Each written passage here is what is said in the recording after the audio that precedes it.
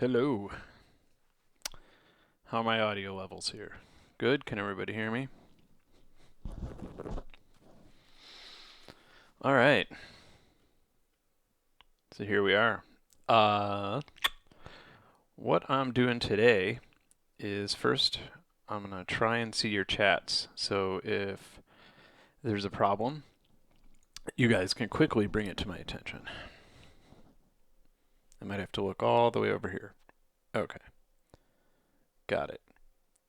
All right. So what I'm doing is Adler Planetarium Planet 9. I think that's where it is. It's actually floating in my studio. It's not just a little banner. And this is the sweet webcam cover. It's an old camera strap. High tech. Now, Planet 9 is the Adler Planetarium's new feature. And as some of you know, the Adler Planetarium has the Granger Theater, which is, I don't know if there's an official thing for this, but I believe it is probably the most technically impressive theater in the world. We're talking something like 70 massive G-force cards running through tons of projectors into this giant 190-degree screen. And they also have, I really should know how many speakers they have because I'm mixing for it, but dozens. Their surround sound system is insane. And so this is a score for their new feature. The last one I did was Cosmic Wonder. And this one I'm going a little bit crazier with. This one, the rules that I've set for myself, and I hope I stick with them through the next week when the writing process is complete.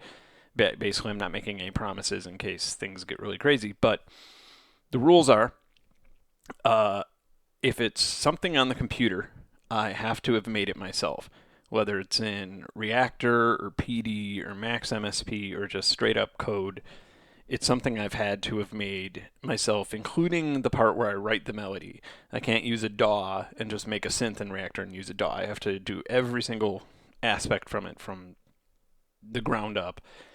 Not borrowing other synths, things like that. Or if I want to step out of that, then I'm doing everything myself here. And no DAW, no normal formal way of writing music. I have to essentially program. If I want a sequencer, if I want a certain melody to play, if I want a certain melody to loop, then I have to program it. And one of the ways I'm doing that now that I'm finding really handy is, if you can see here, it's my tablet that's actually putting data onto this ArdCore, and that's what I'm probably going to be working with tonight. And I could basically write code and send code directly to that, which sends out gates and CV to the rest of the synthesizer, up to the Moog, even into a MIDI translator, should I want to do that. A lot of times I just have the MIDI clock on this guy, simply because it's, a BPM that I could change. And then that MIDI clock comes out and, works with everything else. So that's what I'm doing. And so this video you see down here is something I've already scored. It's some time-lapse stuff. And I'm going to replace that right now with a different media source. And that media source is going to be what I'm working on today. And it's hard to talk and actually pay attention to something at the same time. All right. So this media source that I'm going to change. Perfect timing, dog. This media source that I'm using will be a very rough simulation scene. And it's definitely not the final version or anything. And to the artist working on it, I don't want to make it sound like it is, because that would not be doing him justice.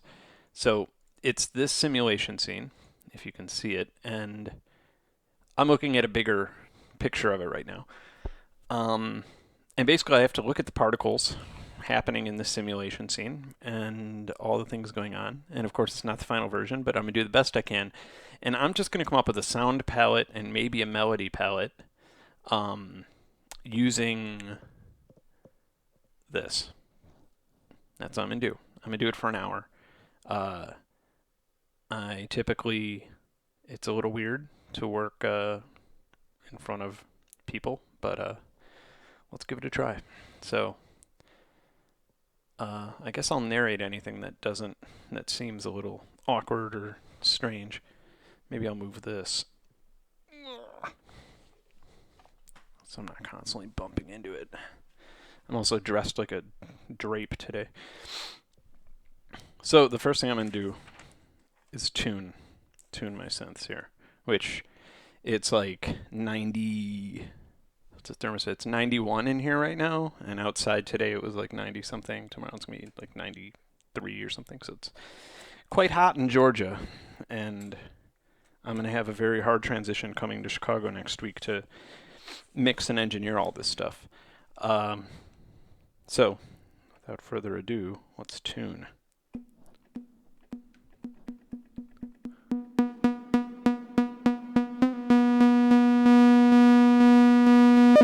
Sure, my audio levels.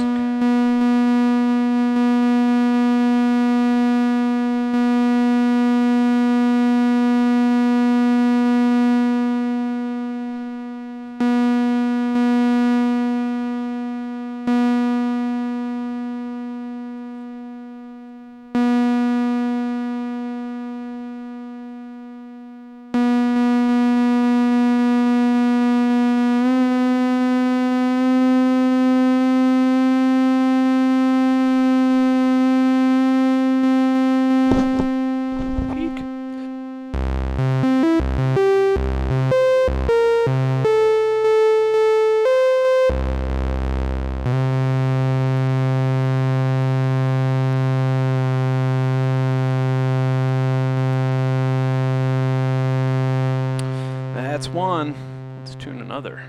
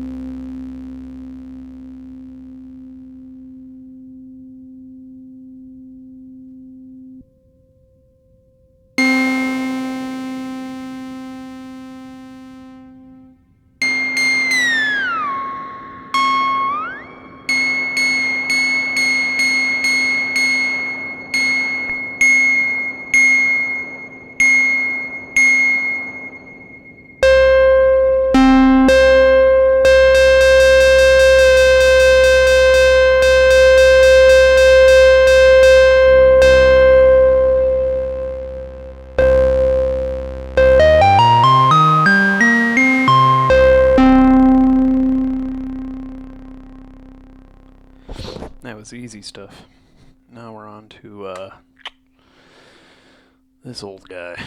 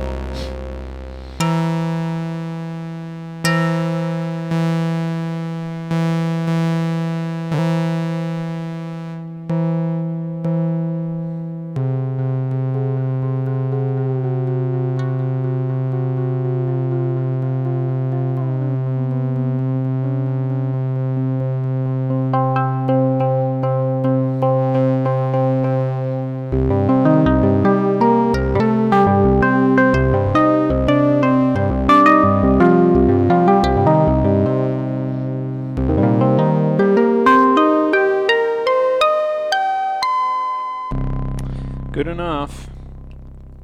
Alright, now's the exciting part where I adjust some code.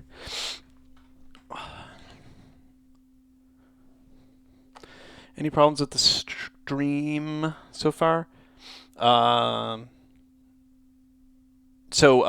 far as any of these questions, they're like behind me right now. So once I'm more comfortable with the stream working out, I will open up the chat in this browser, just because this browser is like monitoring the stream and everything. Streaming to YouTube's a lot harder than I thought it would be. Not hard, but just it's not like Twitch where you press a button and kaboo. Yeah, and I'll answer any question you want, and I'll also have a beer.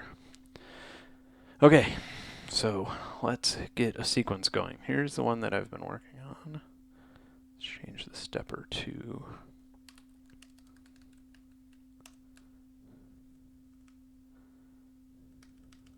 baud rate, just 4300. Okay. Send her off. It's actually going through a hub.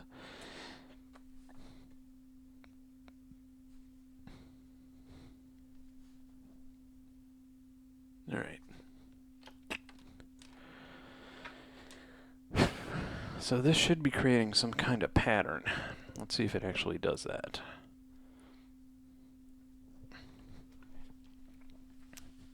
I obviously wasn't going to write the entire code on a live stream. That would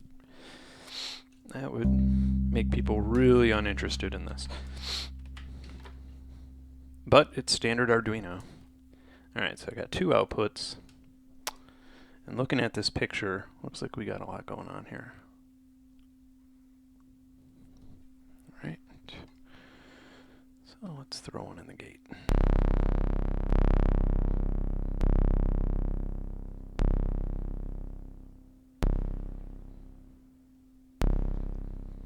Lovely. Let's see if this other one lines up.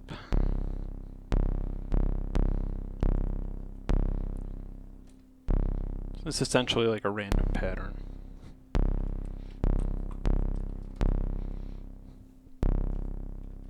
Throw another gate over here.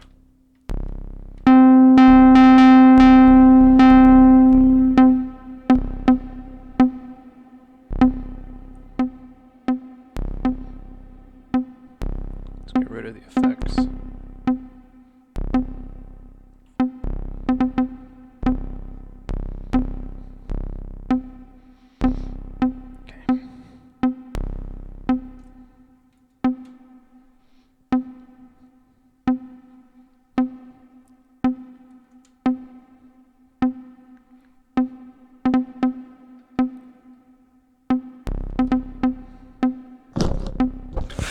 I'm going to do that 100 times tonight.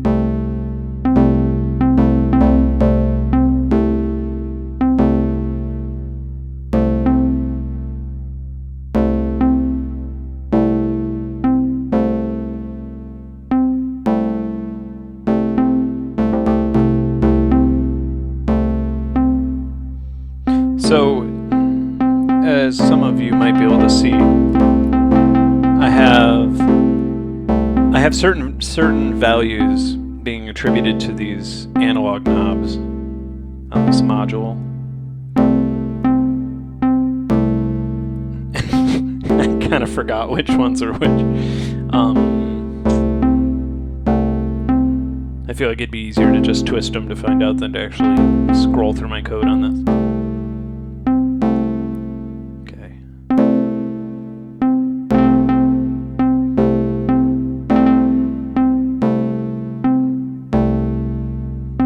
Okay. The strum is going to get divided. I'm going to divide that whole clock by, let's just start by 2.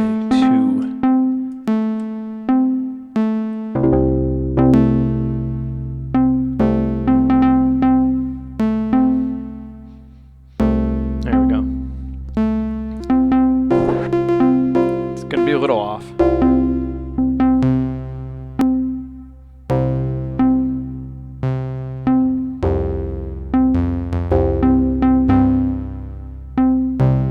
Okay.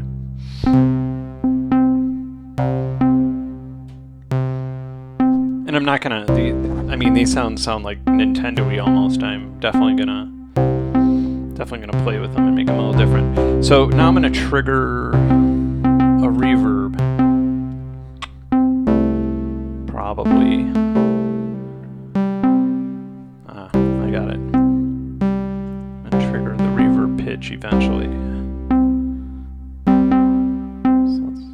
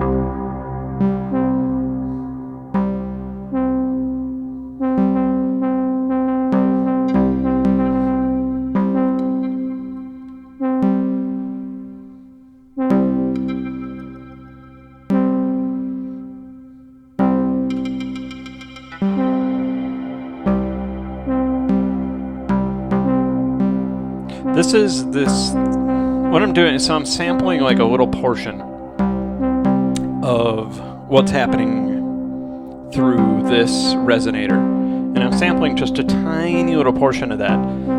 And in that, mute this other crap.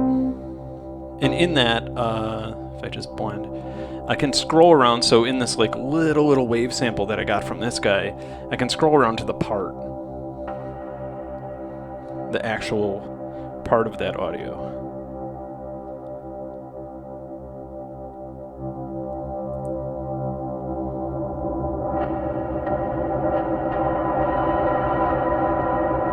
And so in this case, I'm going to look for the purest sounding little sample that I could get.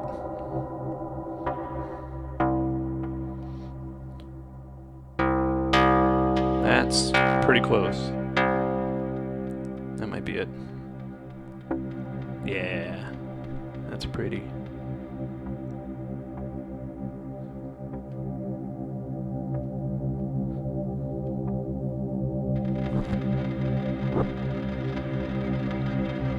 There we go. On the screen. This is what I want.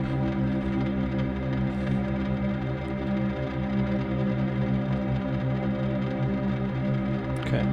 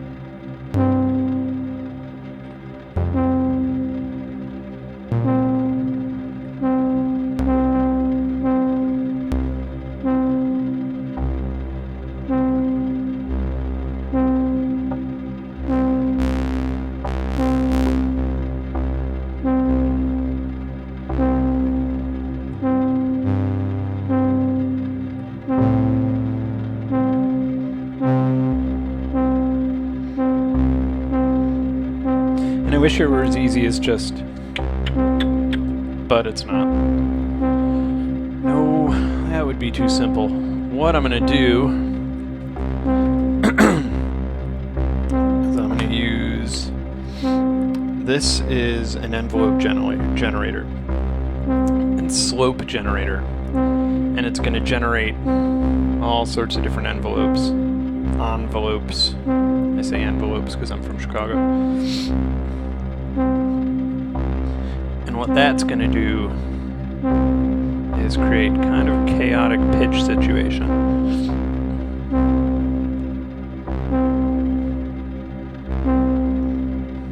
I have to split the CV here.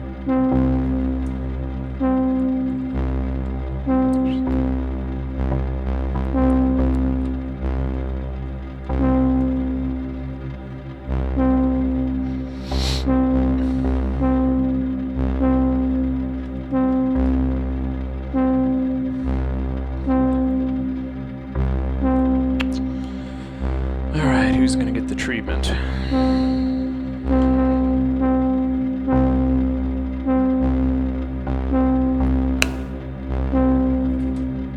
Can you handle it, Moog?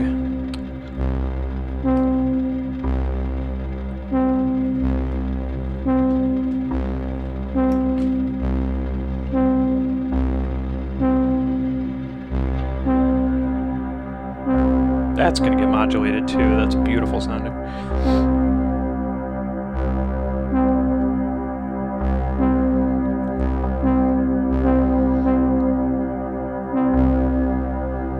All right, oscillator.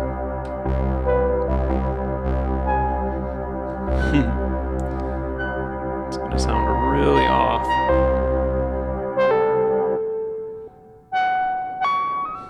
And when you search modular synthesis on YouTube, this is typically what you're going to find. It's my wife right now. I'm not going to bore everybody to death by doing actual cues on a stream. Alright.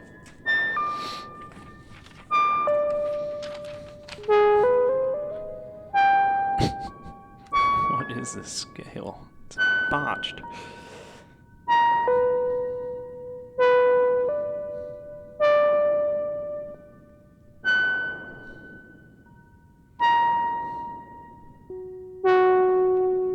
That noise out here. Alright.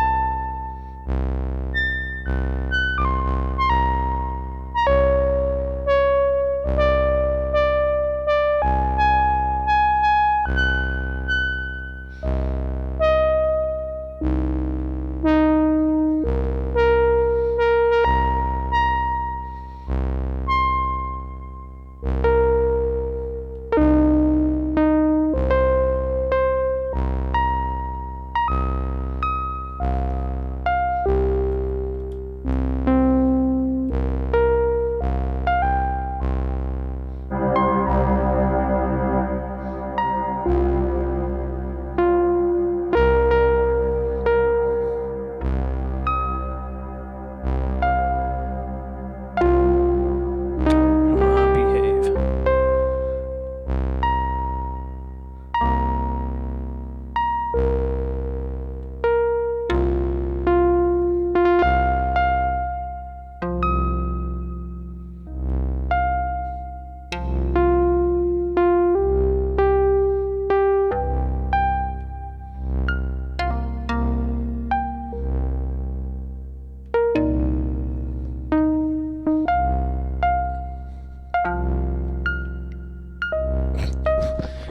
Put my microphone underwater here.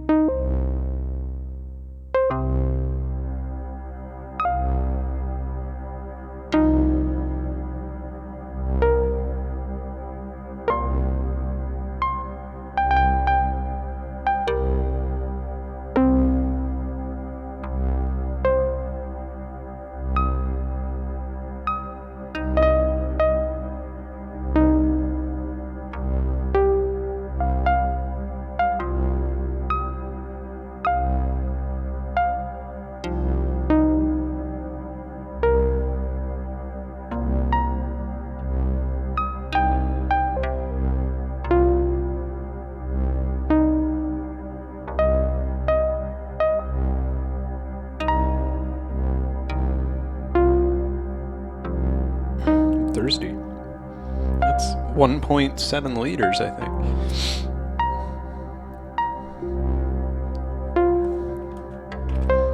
Alright.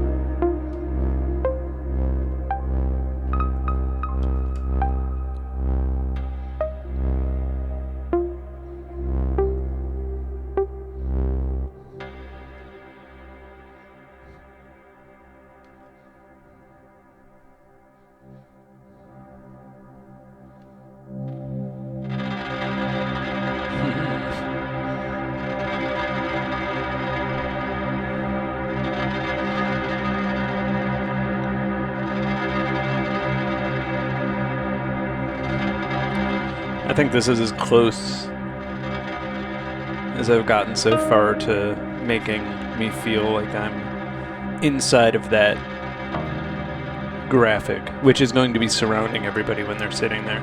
So it has to seem somewhat ominous and scary a little bit, but also fascinating.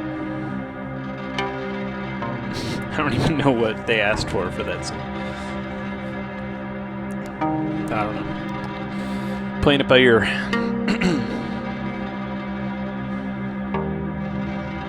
I really like this. This being a deep sound.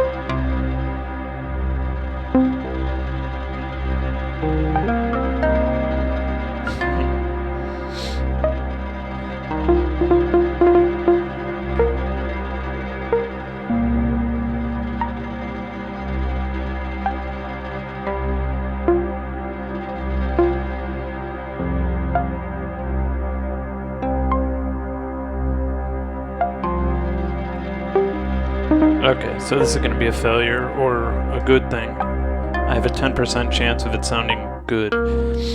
I'm going to change the octave of this, or I'm sorry, change the pitch of this crazy drone going on.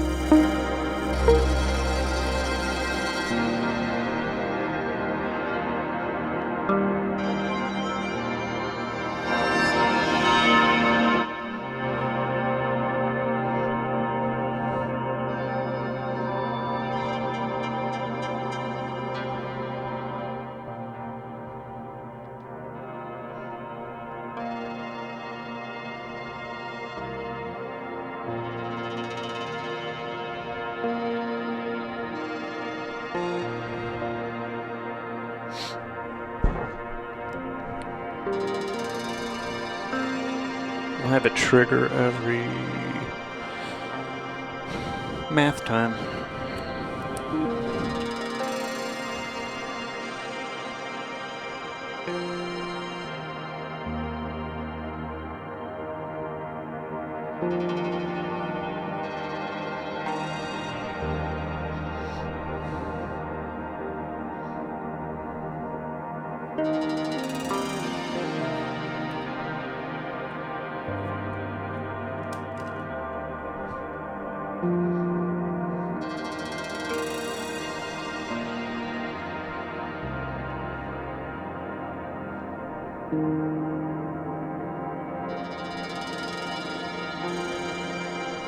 Let's isolate this. Oh, it is.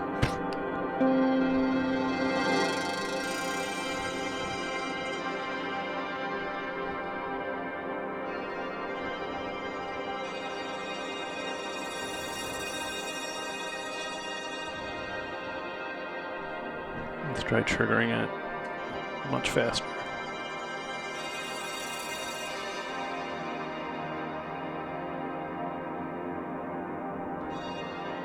I like it slower.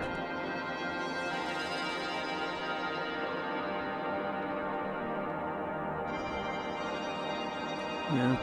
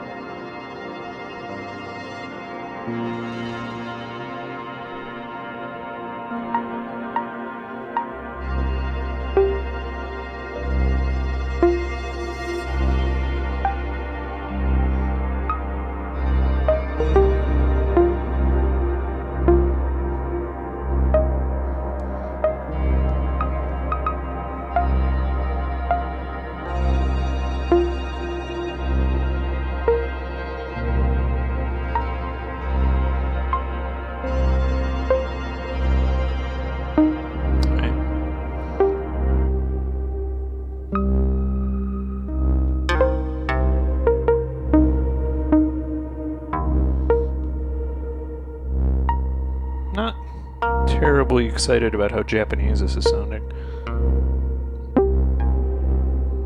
Nothing against Japanese music, but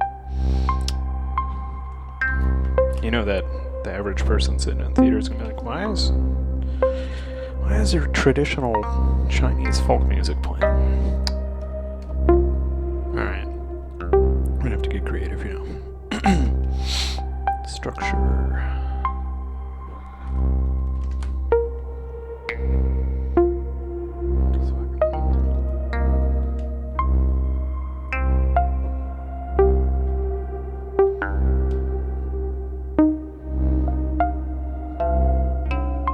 Okay, it's gonna get goofy for a minute.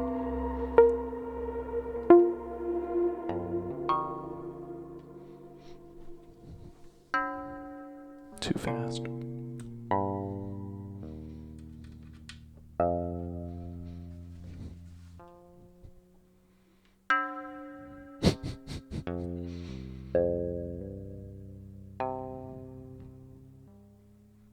At the beginning of a Pearl Jam song that just played.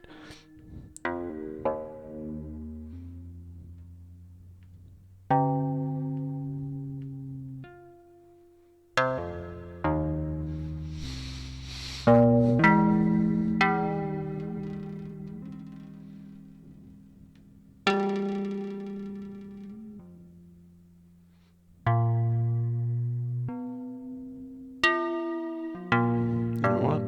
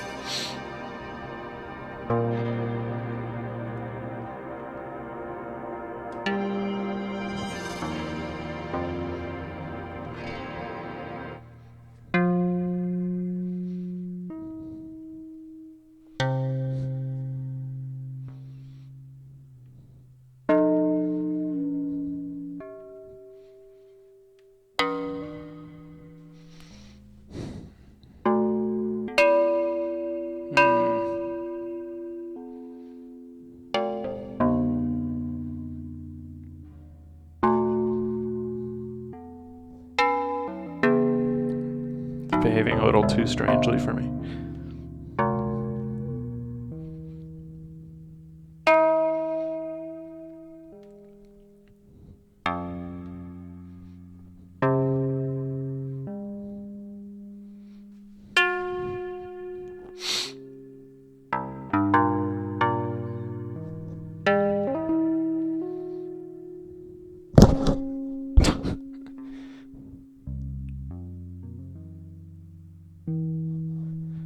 This is better.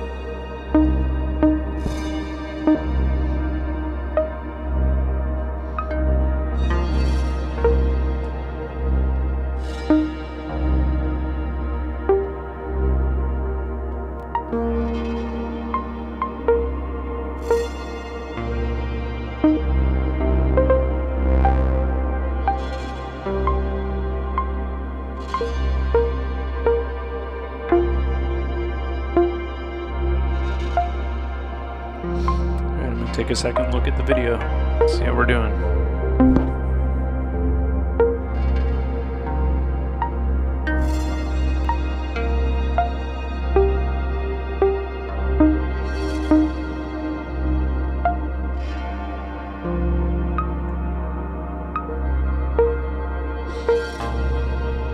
Again, you have to, you know, on my computer screen this looks like a Winamp visualization plugin, but this is actually just like a quick draft that they sent me for timing. And again, remember that once this is all done and all the particles and everything, it's going to be surrounding you and you're going to feel like you're actually inside of it.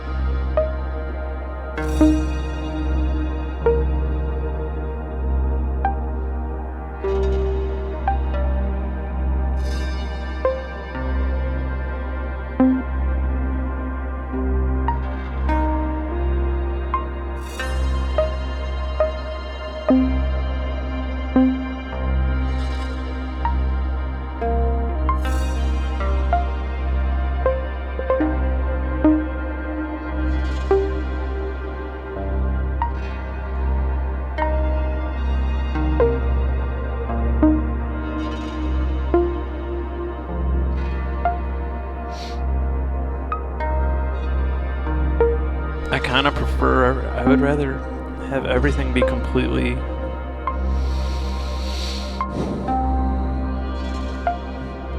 opening up rather than being triggered like this.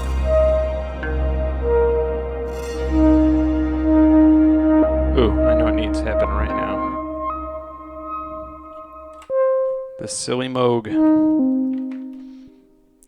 The silly Moog needs vibrato, and it needs vibrato now, but I don't want it to have vibrato in the beginning of the note.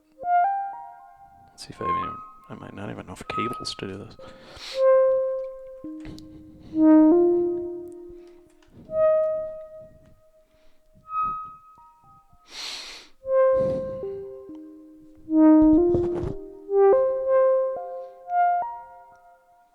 Hold on, I'm thinking. Okay, so the LFO has to go. Ooh, LFO rate controlled by gate out.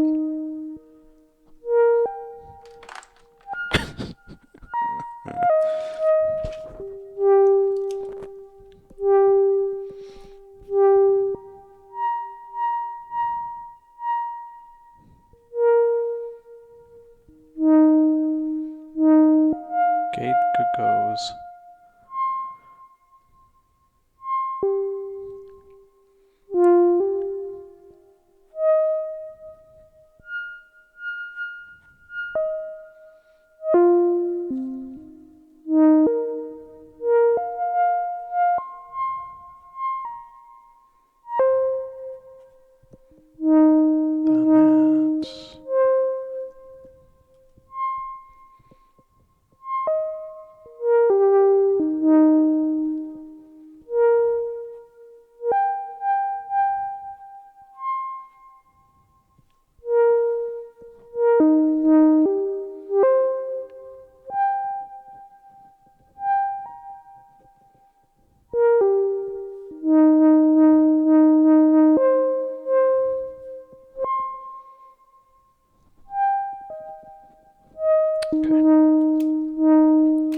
Here's my love letter.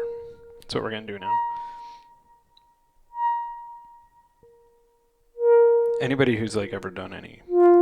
Hey, that's something where if you've never done any modular synthesis, you're just like, that doesn't look fun at all. That looks very unappealing and way more complicated than it needs to be. Anybody who has done modular synthesis was like, you needed to write that down, dummy? It's not that complicated. What I want to happen is this nice little sound. It just sounds so... It's not moving. There's no movement in the sound.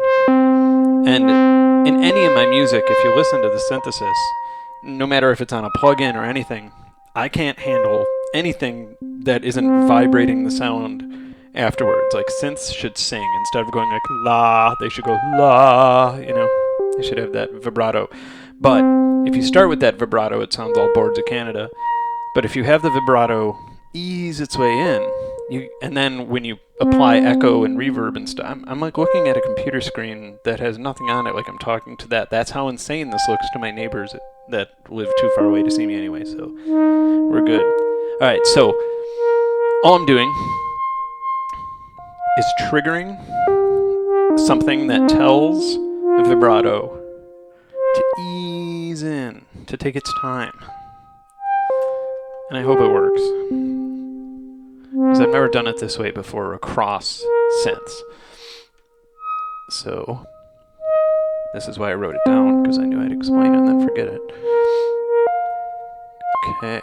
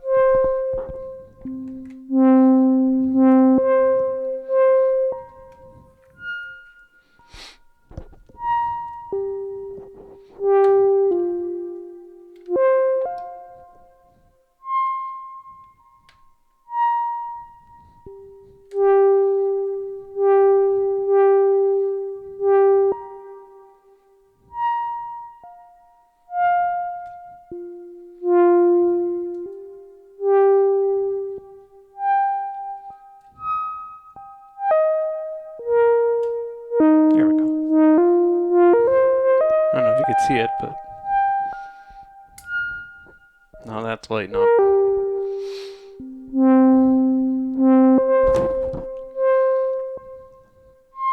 And that's saying, dude, I got your signal.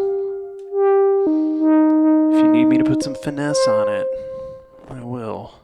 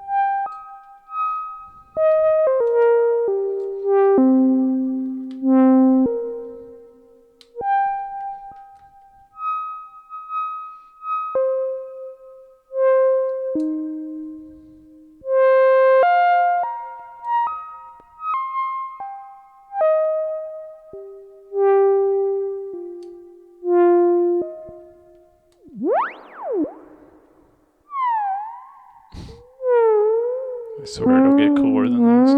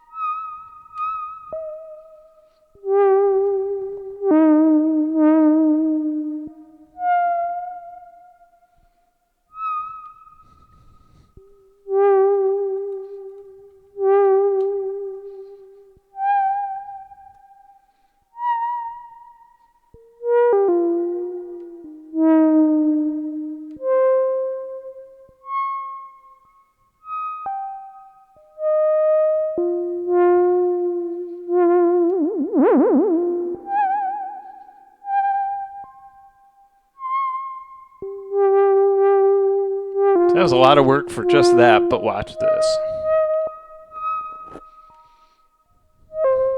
Let me pump the reverb in.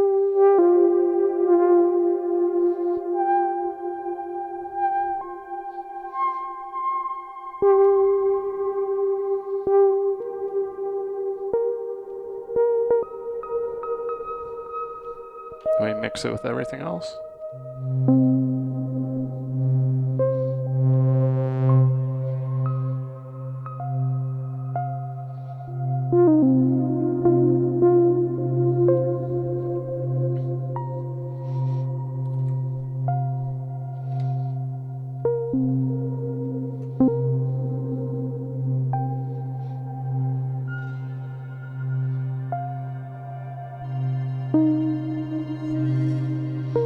Bugs.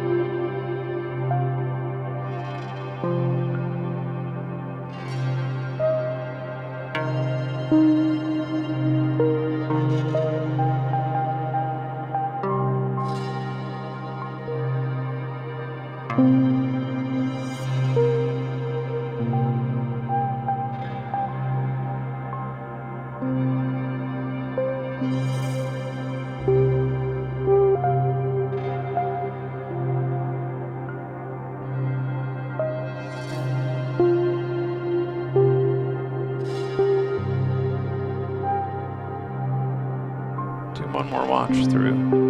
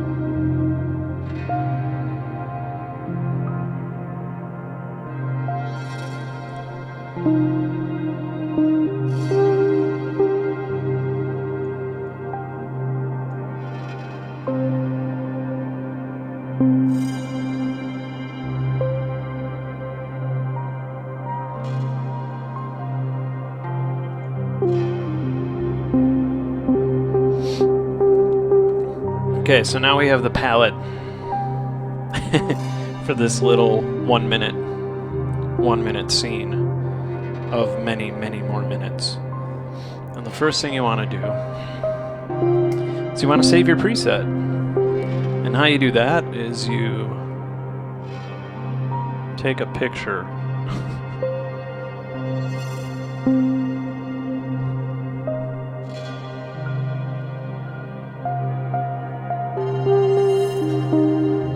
Picture of the mixer, just in case you forget stuff. Then you upload the picture to Google Drive, and you name it in a little folder.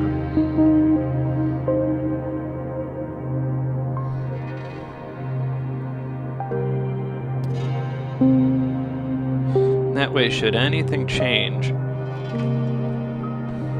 I can look at a high-resolution version of the picture and try and reassemble this a lot quicker. But in this case, I probably could have just watched the video. So, okay. That was an hour of how I do things for Adler Planetarium and their stuff. And I'm going to retire from that for a moment. But what I am going to do is I'm going to get a brew. I'm going to get me a Guinness for an extra. And I'm going to sip on it. And I'll answer any questions you guys have. Or want to tell me about your mean older brother who beats you up or anything like that. And I'm down. And I also, before I quit, I'll just leave the drone. Just a little drone in the background. Okay. So again, this show is going to be awesome. It debuts on May 28th. I hope I'm not wrong, but that's just coming out of my botched memory. It debuts on May 28th of this year, and it's in Chicago, obviously, at the Adler Planetarium. I think you can even get pre-sale. You could either get pre-sale tickets now, or you could in the near future. Everything you hear here is being recorded on 16 to... I also have a giant port under this, so 16 to 32 tracks, which is then being mixed and engineered next week at Adler Planetarium on a gigantic surround sound system. So it won't be stereo, it'll be this crazy, crazy, crazy sounding thing. And I'm really excited to hear all this stuff. All this, like, not only the stuff that I've been coding on the computer, but even the modular stuff where it's just designing an idea and it's all, 100%, nothing's being simulated. It's all real synthesis happening. And hearing all of that come together in a chorus of I don't know what I'm saying. All of that come together in a beautiful way in, like 20 speakers surrounding you and then being in this atmosphere. It's going to be insane. It's going to be completely out of this world. And I'm so excited and honored to be able to hear my own music in a system like that and in a setup like that. So if you live anywhere near Chicago, you should definitely go check it out. As I always say with Adler stuff, not for my music, but just for the experience of Adler Planetarium and the experience of their shows, if you could find a cheap flight into Chicago, it's totally worth it. Totally worth it. And I'm not sure if this show will be in other planetariums. I know that there's a chance, and I'll keep people posted on that.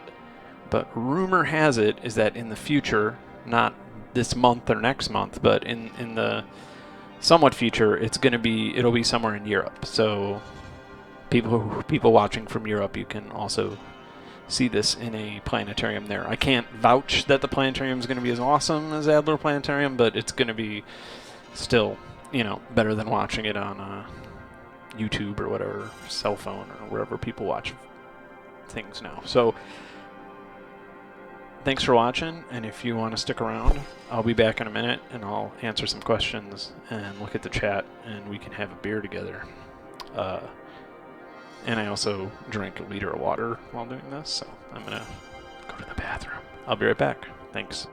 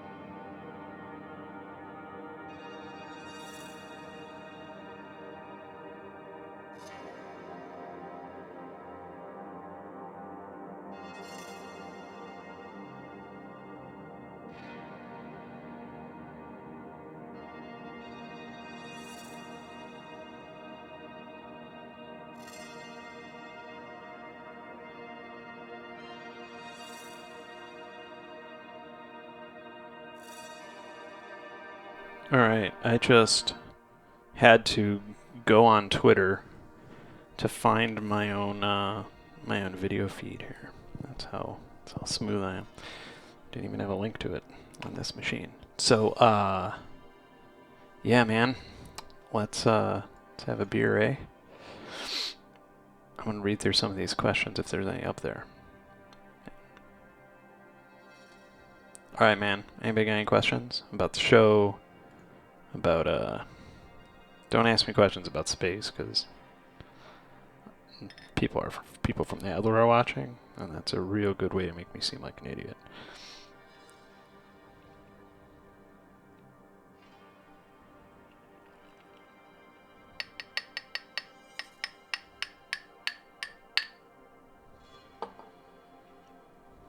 Hey man, hey Tom, how's it going? This is my new favorite. Well, it's been my favorite for a while. It's been my favorite for like a year. Guinness Foreign Extra. And it's not easy to find at all. You gotta really, really go through some liquor stores to get it. Yeah, so releasing it, it's totally up to the Adler. Totally their thing. They have the option of releasing it on CD or on their website. I personally would like them to, if they're not going to release it on CD, if they're not going to do anything like that, I personally would be really down to release it for free with one caveat that you maybe donate money to UNICEF or children's education or something like that. So I would like it to be donationware, the album. I would mix it to stereo for that if they were willing to do that. But I'm not calling them out and saying that, you know, they may have their own plans that may be even cooler than that and better. I'm not sure. I mean, I guess I could do a 5.1 FLAC release with that. But yeah, that might be an option. How did I come up with making music for the Adler? Well, funny story. A friend of mine was working on some sort of visual thing for them for some exhibition. And he was like, dude, you should totally do this. You've been writing space music for a while. And I was like, yeah. And the creative director at this agency was just like, yeah, no, I'm not, yeah, maybe, I don't know, maybe we'll offer him a couple $100 and blah, blah, blah. And never got through. And then somebody from the Adler, completely unrelated, for the same project, but completely unrelated to my friend, was just like, hey, we've been listening to Pale Blue Dot. Do you want to write music for this? And I was like, awesome. And so then I performed there a couple times. And I did Cosmic Wonder. And now I'm doing this. And I'm so glad that they're still hanging out with me now that I'm down in Georgia. That's really great. I was so happy to hear from them about this project. Because the one thing that I really was not scared, but the one thing that I was like, oh, I might regret, the one thing I might regret about moving to Georgia was that I'd lose Adler as a client because they'd want to keep things in Chicago, but they are definitely not like that, and that's hence why I'm going to Chicago in 2 weeks. Let's scroll up here and look. The massive wall of stuff. Dude, you don't even know. My goodness, I have a problem. So, I don't know. I can't add this up. This thing's a couple G's. And this modular setup, I actually have more. Probably more than twice as much as this. And it's sitting in boxes because I'm too busy with this Adler project to actually hook it up. I want to. I'm like a kid. I can't sleep at night. I'm like a kid on Christmas morning. But I'm waiting until I get home to open it up because I don't want to distract myself, and I don't want, you know, but any new thing you get, especially like the resonators and stuff like that, you got to spend time learning it and experimenting with it before you could really use it for anything good.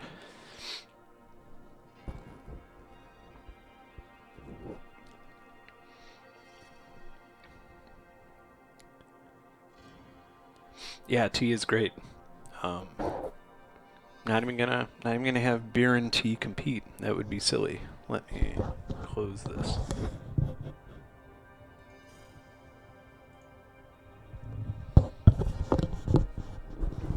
If I continue doing this, I'm getting a Bluetooth thing. This is ridiculous over here. Hey, Acid Rain from Twitter.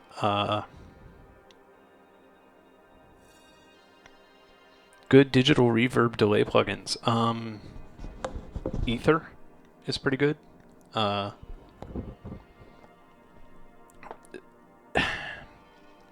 Various versions of Ether. Download the demo. It's AETHER. I forgot the name of the company. It's like two scope something.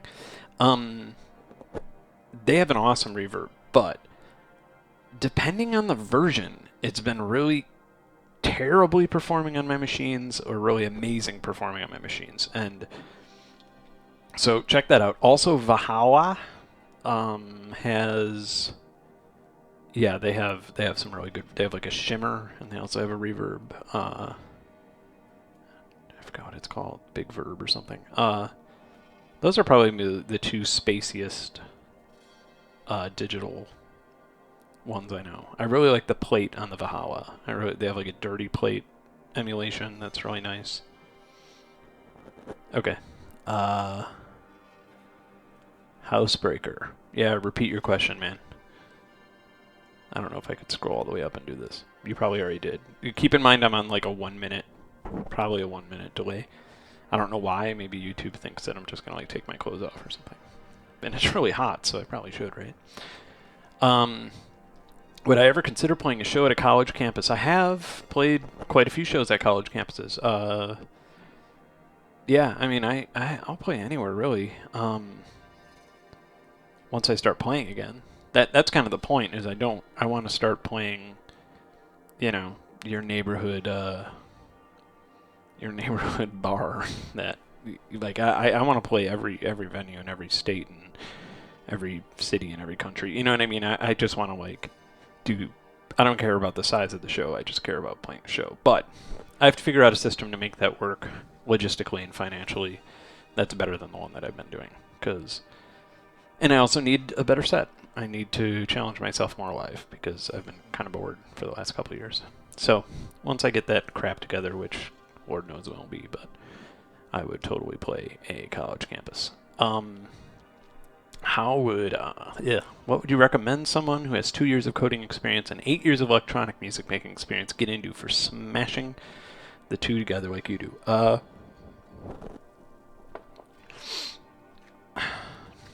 This. Right here, I got a recommendation for you, buddy. Of course, this means nothing because I have a case on it that's like glued in, but it's called an Axoloti. It's AXOLITI. It's a logic board with some MIDI ports, with stereo audio in, stereo audio out, USB. It can be a USB host, and you can plug it in, and it has an SD card to store like whatever you want it to store, right? And it's essentially kind of like an audio lover's Arduino, if that makes sense. It's kind of like it's geared, and there's a node base, so you could either do coding where you make little generators, or it's node based like Reactor is, and you can just do that. And this thing, but the cost, it's like $70. I think I got it for $70, and it's amazing. It's awesome. I've made a full. The first couple days, I made a really, really versatile mono synth that I think I have on my YouTube channel. You could find a video of it, and I mapped out a little MIDI controller to just have all the controls for it. And it's this really dirty, nasty bass synth, and I made it, in like probably 2 days from actually in 2 days I had this in its 3D printed box and ready to go. So I would definitely check that out if you're into coding. And also PD. I've been getting more and more into PD for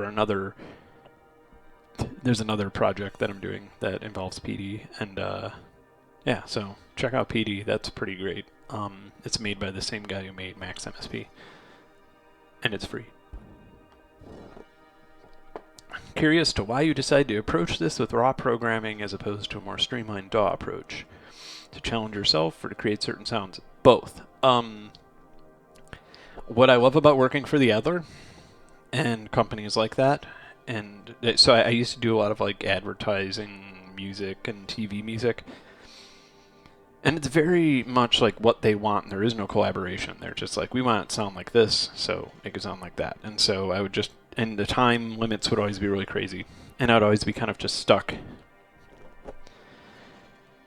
I like doing it because I could do, I could make some sort of thing, and if I landed the job often enough, then I didn't have to worry about people buying my albums, and I didn't have to worry about my albums being marketable or good to anybody but me, which made me way more creative in my own head. I feel like that just made me do whatever I want, and that's what it's all about, right? What I love about the Adler is that this is the way I wanted to do it, and they were like, okay, go ahead. And with Cosmic Wonder, they were like, so what kind of ideas do you have for this? And I was like, Christian music. And they were like, oh, Christian music? And I was like, yeah, like old Bach and Tallis and like choral Christian music, I think, because this is a lot about the history of how we've discovered what we know about space and, and touching on astrophysics a bit and stuff. And they were like, we don't get your idea, but okay, do it. We trust you. And that's so, so awesome. That's what I love about working with them. So, yeah, so that's really what this is this, at the end of the day, when you're in that theater, with something like this, it's going to sound like nothing you've ever heard, really, I hope. I'm sure there's something else like it, but in that experience is going to be like nothing else. It's going to be nothing like Cosmic Wonder. It's going to be nothing like a, Pink Floyd show, which for some reason the Adler keeps getting compared to. Yeah, so it's like music that, the average brain can't write without having a crazy interface that's way different than anything else. I've had some wonderful times with the Pale Blue Dot as a soundtrack. That's awesome. I hope I've had some wonderful times making it. I don't know if I did. I liked making it. My top 3 favorite synths. Man, that gets crazy. I like the Dave Smith Evolver. Right there. That guy. That thing's awesome. And classic. I guess I gotta say the TB303 just because of the goofy sequencer. I really don't care about anything on that synth other than the sequencer. And man, that's hard. Number 3. I guess I gotta say the Roland JX305. And to anybody but me, that synth is a piece of garbage. But to me, it really was like how I made my music up until I started using the computer. So I just have this age-old, every time I turn it on and like the screen's all busted up and half the knobs are missing. And every time I turn it on, I have this like nostalgic. I remember how I made music when I was 19, 20. Planet 9. What is Planet 9? Well, Planet 9 is the show, the Adler Planetarium show that I'm scoring. If you're asking what Planet 9 is in terms of like physically or what it is, then you should totally watch the show. I don't want to give any spoilers. 2 things that are totally lookupable anyway. Wow, there's such a delay on this. I'm just like getting the things about Vintage Verb. What sorts of projects do I have lined up post Adler? I could say it. I'm making music for a video game. I can't tell you anything about the game. Non-disclosure agreement. Crazy big non-disclosure agreement. But I'm making music for a major video game. And just like running everything through my head to make sure I'm not saying anything that would get me in trouble. The team I'm working with is awesome. And the developers I'm working with are awesome. And we are doing something for video games that has never been done before.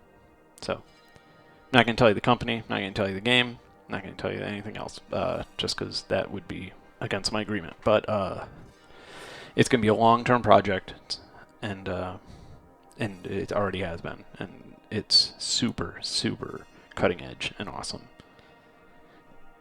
And just for future reference, don't ask me the game, because I cannot tell you, or the company, or any information other than that. Good entry-level analog synth you'd recommend to a composer looking to branch off from DAWs. You know what? Entry-level is a tough word with analog synths, because, you know, some people will be like, a microbrute. That's not really that much fun. What I would get, you could find a used analog 4 and that's like the most boring sound it can make.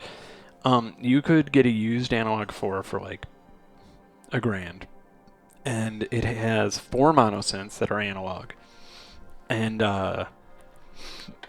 tons of LFOs.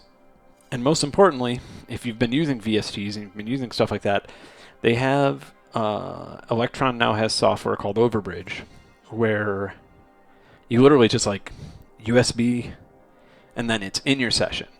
And you don't even got to worry about plugging it in. You could even have individual outs for all 4 monosynths going right into your session, and there is no, like, it doesn't have to go through your sound card, doesn't have to go through anything. It's just there, and it works. And, you know, and it runs just like any other plugin would.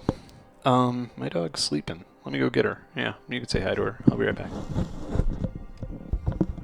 Lucy? Come here, baby girl. Come here. You want to say hi? Come here. Come on. Come on. Come here.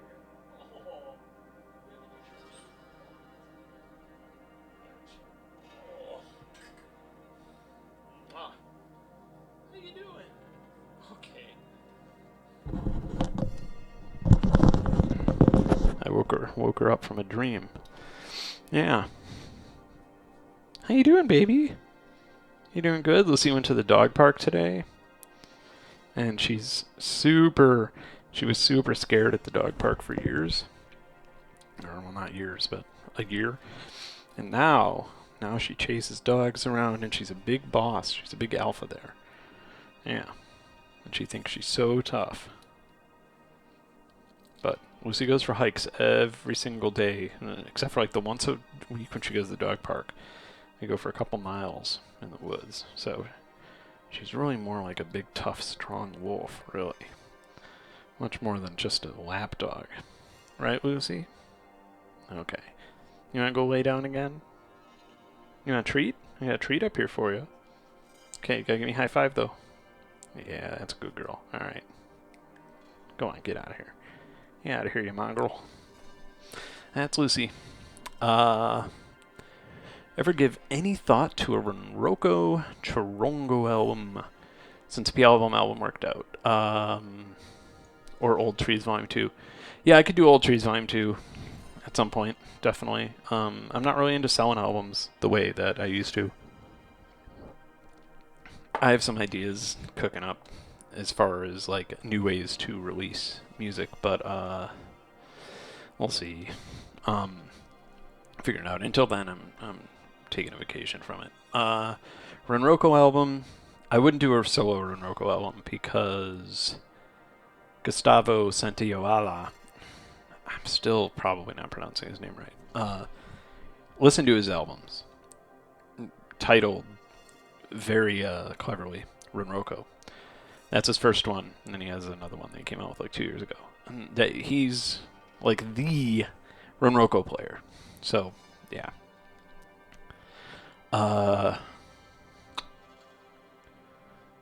Yeah, I can't take my clothes off. And in fact, there's quite a bit of a vetting process to have a YouTube event, a live event on YouTube.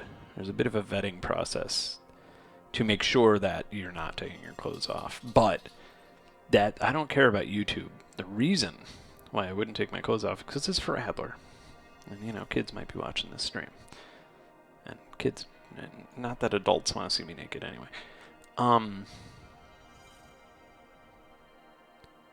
Do I have visuals in mind when composing due to the soundtrack nature of things like Arboreal and how it emotionally progresses like a movie? No, not visuals necessarily. It's supposed to progress like a movie. That's how I write it. And there is a get it to be had with the albums, but unfortunately, I don't know if anybody can get it because they're not me and they don't have my memories. But all the albums tell a story, and I think generally it's easier. It's easy to figure out a general source of what the story is. Like Opus at the end of everything is obviously about a really bad breakup. It's easy to tell. Like it's the stages of what's happening in a really bad breakup. Nothing is real is about experiences with depersonalization. And so, yeah, they all have a beginning. They're all a bit movie-ish. And I write them like that on purpose. Do I have any plans for performing in the U.S. in the near future at any shows around the Midwest? No, sorry, I don't. Yeah, no shows booked this year. I've been asked to do a couple in the Midwest, actually, but I don't even have a live rig right now. I've toured apart after my last show in LA last summer, and I'm just waiting. I need to revamp it from the ground up before I want to perform again. And I mean, that's not me being like a diva or anything like that. I'm just bored with performing, and I want to challenge myself more and my audience more. And I'm in a weird place budget-wise where I get paid too much to play live. I get paid too much to just sit behind a laptop. But at the same time, I'm not getting paid enough to have visuals or hire a bunch of other musicians, like string players and stuff. And I'm just in this awkward place where I got to figure out how to do something more interesting than, play around with the guitar. And, a bunch of effects boxes. I have to work it out. So I will. And then also I want something more portable. So I can go to Europe and Japan and finally play all those places. That Arduino-like thing, you missed the name. That is called Ardcore. Ardcore. Ardcore.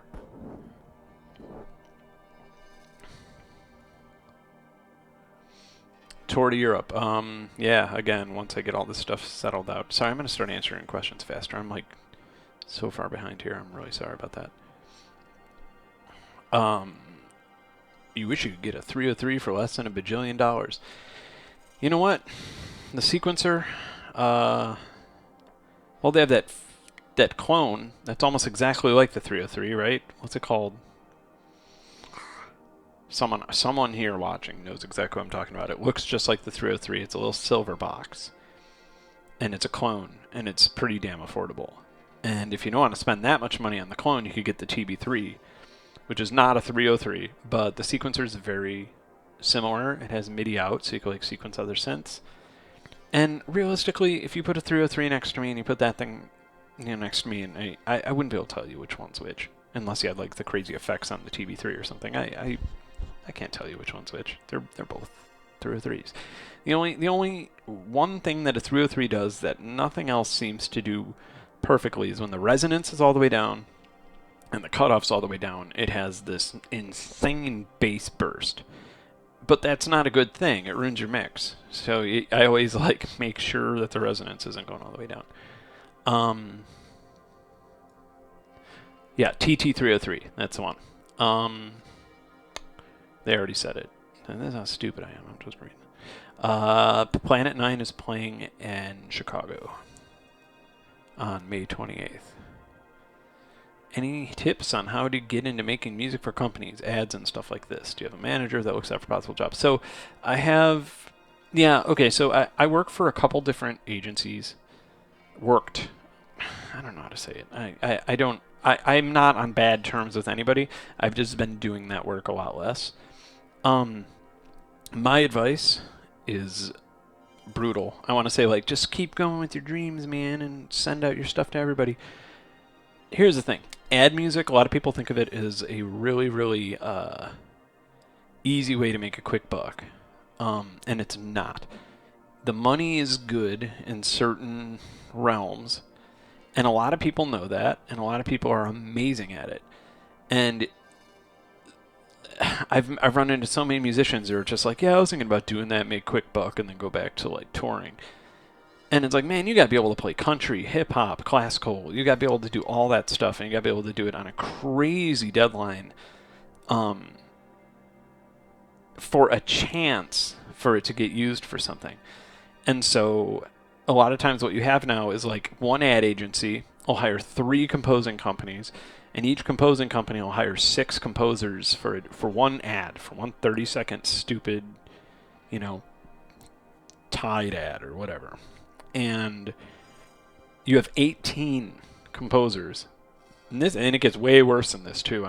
This is just an example on the minimum scale of this. You get 18 different composers, all competing for the same job.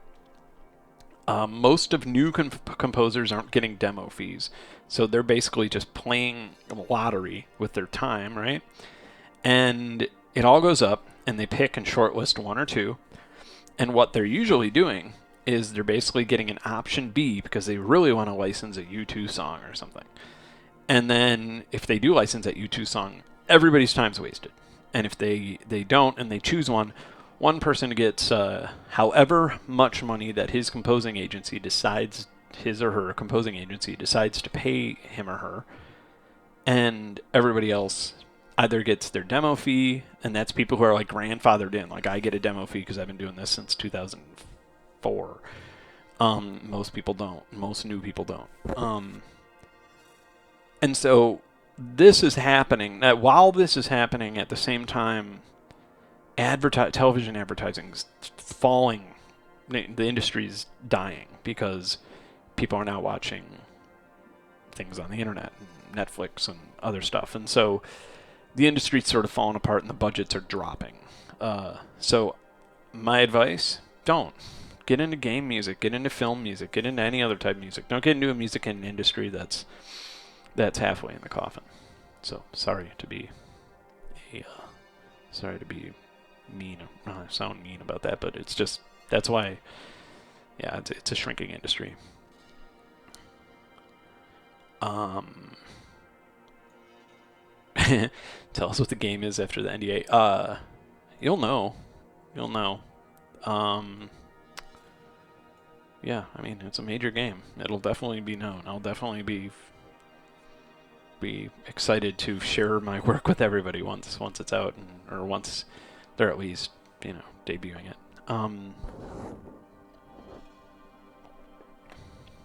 Awesome that you worked on music that worked with mine.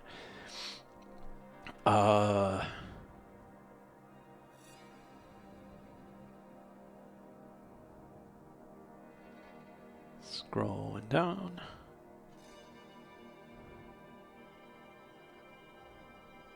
Sequel the soundtrack to A Vacant Life. Probably not. Maybe. I don't know. I've never thought about it. Thank you. Thanks for all the compliments, guys.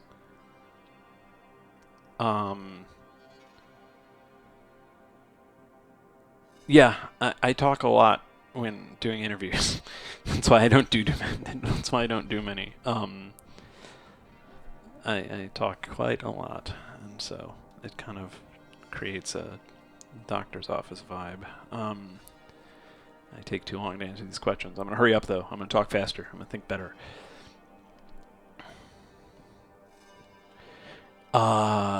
Thomas, do you wish you could afford to see it, or that they offered a digital ticket? It doesn't give the show justice, but for some of us who actually can't make it, we'd love it. So, what I want to see, and I hate to throw ideas out for a company that I don't run and for a project that I don't entirely understand, I'm only doing the music for, I'd love to see a Google Glass version or an Oculus version. I don't think it would be I think they would make the money back that they spent doing it. So I've already mentioned that once or twice. I think I think it'd be cool, and I think it would promote the planetarium too, because it is a great show. When I played in LA last year, it was your birthday, but you had just moved to Seattle. Well, it's okay. At least you don't live in LA anymore. That's good. Arboreal 2.0. I'm never gonna do a 2.0 ever. I guarantee it. Just because one thing that you when you're a musician or an artist, one thing that you always get is somebody likes something you do. And well, let's just put it this way. Let's just say, and I'm not saying that Nothing Is Real is a great album. It's just like my last full album. What if Nothing Is Real was Opus at the End of Everything Part 2 and sounded exactly like Opus at the End of Everything? Had the same tone. That'd be disappointing in hindsight, wouldn't it? Yeah, well, right here I'm seeing Waiting for Opus at the End of Everything. Would you rather have had Opus at the End of Everything 2.0 than Nothing Is Real? I'm obviously subjective, but when I think of, like, I don't know, whatever, Kanye, would I rather have had, an 808 and Heartbreak Part 2, or would I rather have had My Dark Twisted Fantasy? I'd rather have both. Yeah, I want them to explore everything. My opinion on pharmaceuticals, SSRIs, etc.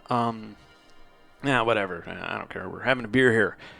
Not too off topic. You know what? If it works, it works. I don't like it when people try and, like, say that you shouldn't listen to your doctor because you heard this on some website and blah blah. Like, the FDA does a better job than anyone else at vetting drugs for being dangerous. They're not perfect, but they do a better job than anyone else. And I've taken SSRIs in my life. SSRIs in my life. And they benefit some people and they don't. And you know what? If you took everybody off SSRIs, the suicide, people might kill themselves. People might kill others. It helps some people. If it helps some people, let them take it. If it doesn't help, if it just creates side effects, and if it's a problem, then don't take it. It's that simple. I don't see what the controversy is. I think that, like, things are overprescribed, sure, but that you blame the doctor, not the drug. The drugs are proven to work against placebo for some people.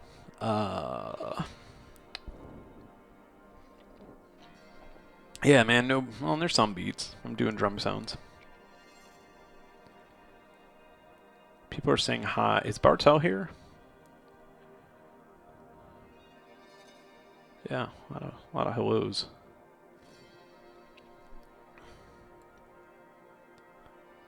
Hi, Bartel. How did I get the sound at the intro of Winter Map? So it was like negative 30 or something. Oh, man, it was colder than that. The wind chill was like negative 50 in Chicago. And everything turned to, like, super brittle ice. I just went outside and recorded it and walked around for like an hour recording super, super brittle ice as I stood on it. And then I just, like, threw it into a sample bank and went crazy with that. That's Winter Map, because I went to a sample map, right? Real creative name there. I made the tree logo by taking a picture of a tree that looked really derelict in Dix, Illinois. D-I-X, Illinois. And it's funny because a couple different people said, like, you stole this logo from here, and I just sent them the picture. Like, nope, that's a effing tree. I feel like it's 11:36 p.m. I almost feel confident swearing, but I'm not gonna just yet. I probably already did. Ben and Max inspired my latest album. I'm gonna have to send it to all of you on a label for yeah, dude, do it. Send it digitally. Don't send demos in the mail, because I live far away now and they usually don't get to me. Just through the forwarding addresses and all that crap. Name some artist you could collab with. Anyone.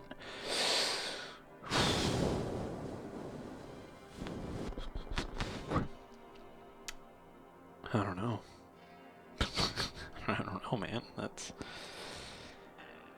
I've had so many collaborations planned that never happened just because I'm a social, I'm an introverted train wreck when it comes to that stuff. Kettle, Richard Devine, Travis, Machine Drum, Travis, BT, Dillinger Escape Plan.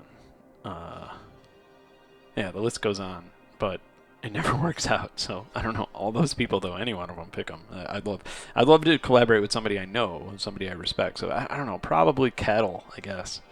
Kettle would be great to collab with. I feel like we do different things, but in the same world. So that'd be perfect. Okay, I'm gonna keep going.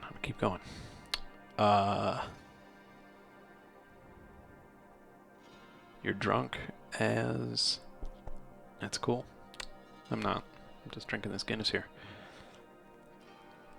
Yeah, the vinyl release thing.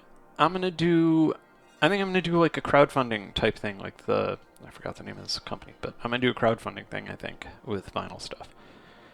Basically say, hey, does 175 people want an album? Yeah, okay, cool. Boom, made. I don't even care if I make money on it. You know, people want vinyl, then give them vinyl. And if it works that way, then that's great. Have I seen Beyonce's visual album Lemonade? No. This is new though, isn't it? This is like in the last couple days or weeks, right? I don't know. I've been so with this and other stuff for the game, and then just being obsessed with trying to find morels in my yard in the forest because it's starting to be mushroom season. So yeah, that's like the three big things in my life right now. I'm so bad at scrolling.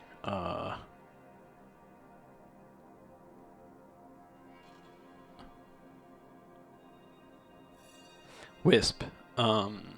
Sorry, I'm off. You went on SSRIs a year ago and you got way more suicidal. Yeah, that happens. There's a warning on the side of them for that. I've seen it. Especially to people under the age of 18, I believe. They should be pretty closely... Anytime you take a drug like that, you should be closely monitored. I totally disrespect doctors that prescribe it and then say come back in 4 months. You gotta do therapy if you're gonna start taking a drug. Going down. I've never heard of Whitestone. My take on psychedelics, optional. If you want to do them, do them. If you don't, don't. I don't recommend doing them, and I don't recommend not doing them. I've done a ton. For me, you know, I feel like it's helped me in ways. I feel like it's hurt me in ways. Yeah, I mean, it is what it is. I think people should have the freedom to do whatever they want. But I won't recommend people do psychedelics. I mean, that's certain people can't. Just don't react well to things like that. For field recording, Zoom H8. Wisp. I know Wisp. Wisp is awesome. Wisp is a good friend of mine. I've known him for years. Great guy. Love his music. Wish I could see him more in real life. Might have to harass him to come down here. I'm in Georgia now. Appalachian area, particularly. Yeah, I'm kind of at the base of the mountains. I'm up north of Atlanta now, so I'm at the base of the mountains. I have a cliff in my yard. It's pretty rad. I was wondering if somebody noticed the save with the bottle. Even though it's empty, I freaked out, but... And then somebody else said I'm wasted. Now, if I was wasted off of one beer as a 200-pound male, I would not be able to save that bottle. But I am going to use my sober logic to move the bottle over here so I don't do it again. How many hours do I spend working on music a day? Right now, 14 to 16. Because I'm finishing this and also like doing my own stuff. Usually about 12. 8 to 12 Usually 12. Where do you send demos? There should be something on the website. Send them to mark@alphabasic.com. I think that's the address on the website. The physical stuff hasn't been getting through, so we just said stop doing it. Plus, waste of plastic. Mushroom season. So mushroom season. I don't like taking psychedelic mushrooms. I've never. I tried it when I was younger. I didn't really like it. I don't like the idea of starting a hallucinogenic journey while feeling like I'm going to throw up. So no, I've never done that. I like morels.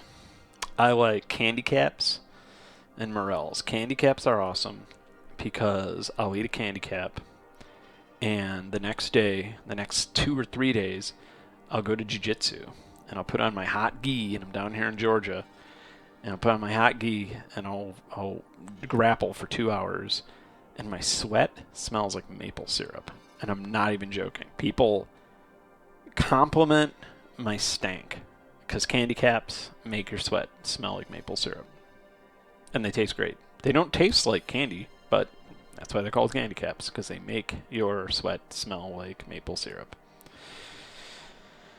So whatever. Mushrooms are weird. They're fascinating. I'm kind of getting obsessed with them. My favorite burger joint. You know what? You're gonna hate me. McDonald's. McDonald's got down. Everybody hates on McDonald's, but McDonald's they got down. They put billions and billions of dollars into research, and they came up with, if the employee actually makes it correctly, their burgers are delicious.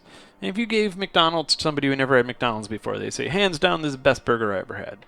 Unless the employee screws it up, then, obviously. But, yeah. I don't eat there often. I wish I could. It's pretty tasty burgers. But, yeah, when I get a burger, I get a double quarter pounder.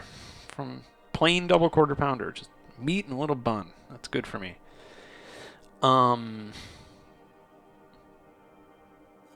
You were thinking about moving to Alpharetta so you could work for high res as a sound designer. Yeah, man, do it.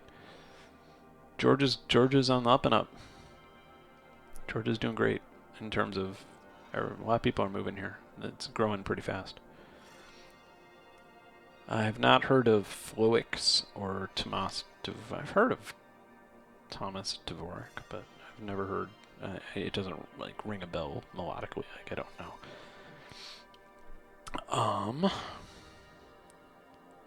Sorry, getting through these. Do I drink tea? Yeah, every now and then. I don't go crazy with it. I like chai. I like chai a lot. I brew a lot of chai. Black tea as well.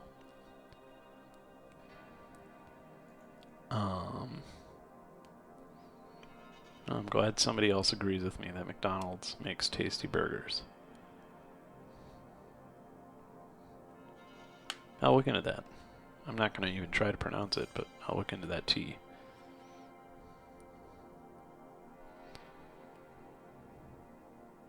Yeah, I'm just swinging this thing around, man.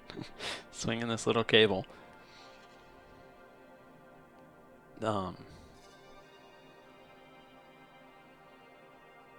Yep. I'm trying to think if I missed any. We were MySpace friends.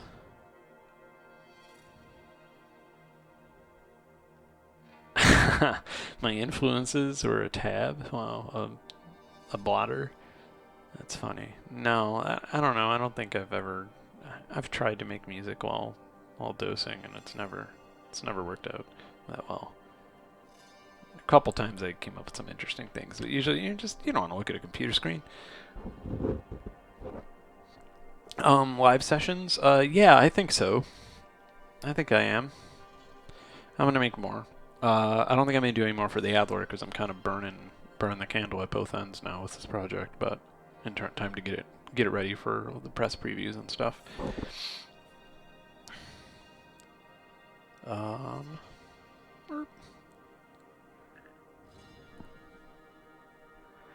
The biggest buyer's remorse I've had when it comes to audio production equipment.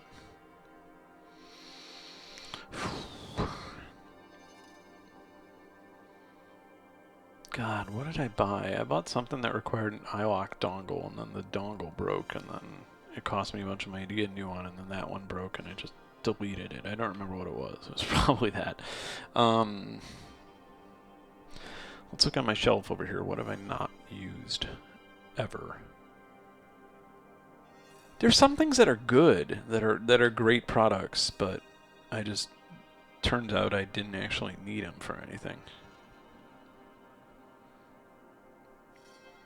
The Modu 828 MK2 or MK3. Modu 828 MK3.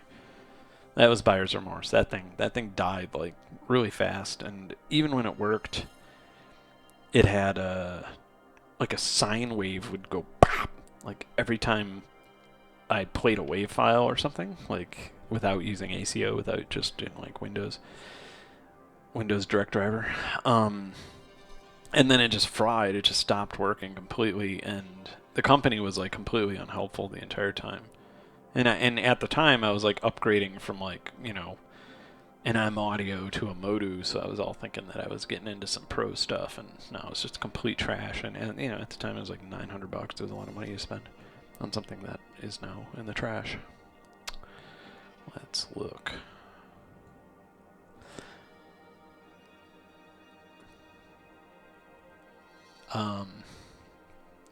Thank you for any of these compliments. Thank you. Attracted me to breakcore. Buddy Rich. I listened to a lot of Buddy Rich growing up, and so I was just attracted to that. And I guess in my head I was like, well, what if I mix jungle with Buddy Rich? You know, well, I guess I get that. I didn't know what breakcore was until I kind of was done making that type of music for the most part.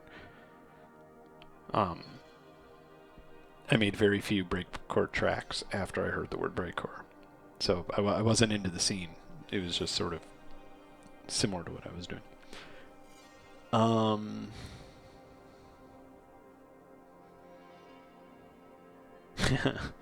Yeah, I don't have a Nimbus Stratus Zacket, but I did listen to, if you've listened, Longmont Potion Castle just released a new album, LPC 12, I think.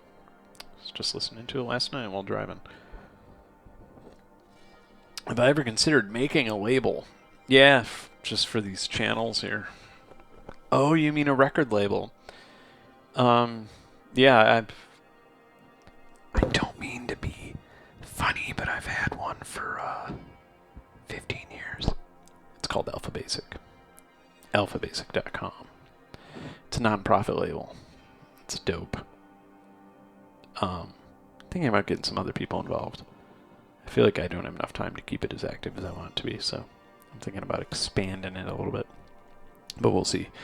The last time I was on MySpace, I don't even know. The last time I went on MySpace was like 2 years ago or something, and I looked at it and I did not look like MySpace, and so I just went away. And I think I saw Justin Timberlake talking in a video or something, and I was like, alright, never mind, I don't care. Did I have anything else that I was interested in career-wise before committing to music? No, not career-wise. I'm interested in tons of stuff. I'm interested in 3D modeling and photography and mycology. I'm interested in so much. MMA, right? I guess if the UFC was around now, it was around the way it is now when I was younger, when I was 18, 19, 20, I probably would have had a close contention between being a musician and being a fighter, because those are both things that I've done as a kid, right? When I was a teenager, is martial arts and boxing and wrestling and jiu-jitsu and stuff. So I probably, had there been an athletic commission that would have made it less like Fight Club in Illinois at the time, I probably would have. And you know, if I had role models in the UFC that were actually making a living and getting blood tested for steroids and diseases and all those things, then I probably would have went to that. But at the time, UFC was like a bloodbath. So that probably would have been in contention. But I probably would have still stuck with music. An old video that was an Electron Sonic song. Oh yeah. That was funny. Thank you.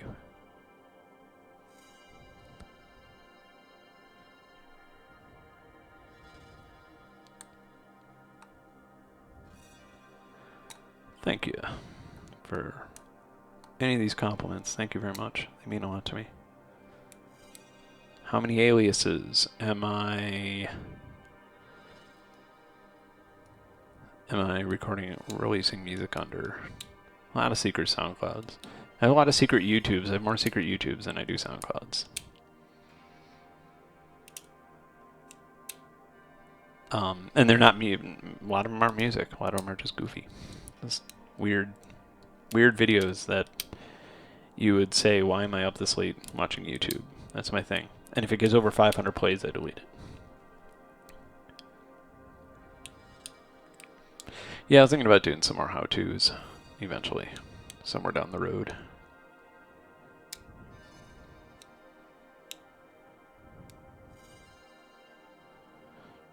Yeah, dongles are terrible. From now on, dongles and things that restrict you to DVDs, even Omnisphere 2. When it came out, I think you could download it now from Spectrasonic, but when it came out, I even emailed them and I was like, can I please, can you figure out a way to sell it? Can you just upload the DVDs so I don't have to put one by one in my computer that I don't even think my music machine has a DVD drive or has a, optical disc drive. And they're like, no. I was like, okay, well, I'm not going to use it. So, haven't gotten around to getting it yet.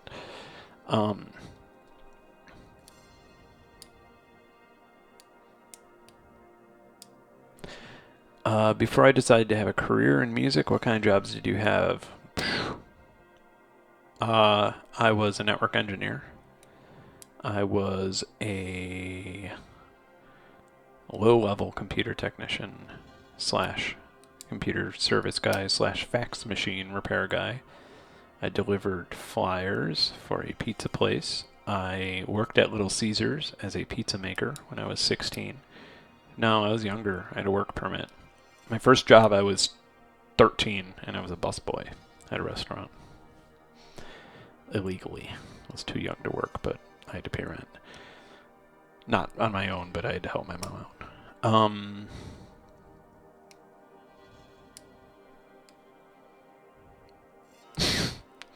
Really? Wow. Image Line FL Studio is the hardest thing that I can justify pirating. It makes no sense to pirate FL Studio. It's so cheap. It's so low cost. The company's so cool. They're so on top of everything. Any input you give, they're so on top of it. And they offered, I bought a version forever ago, and I'm still getting free updates like 6-7 years later. And they offered me, they're like, we'll give you a free version, the full version if you want. There's some plugins you don't have. And I was like, no, I'll pay for them. I don't care. And I work really closely with them. I really, really like them. That's the weirdest thing that it's just the strangest, the hardest to justify, because that is one really, really cool company that is not crazy about making their software hard. So they just make good software, and they don't, I don't know. And it's it's priced really well, especially when you consider the time it came out and compare it against, the competition at the time, which was like Pro Tools and Cubase. And it's like, it's a couple $100. Totally worth owning. Thank you.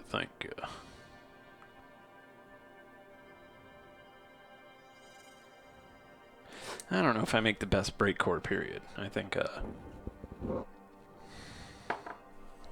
I don't know. Isn't Venetian Snares #1 with that? With breakcore? I've never considered my stuff breakcore. I've always considered breakcore to be like dark and like, I'm scared, scary, and, all that stuff.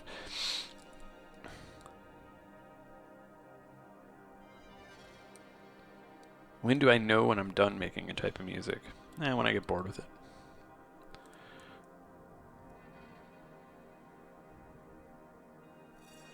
thought you were asking me if I believed in the afterlife. I was like, oh, I don't want to talk about this. Do I believe in life after love?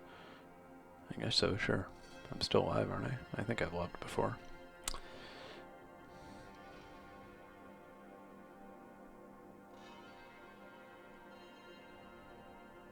No, I don't use Renoise. I don't like trackers. Trackers make me crazy.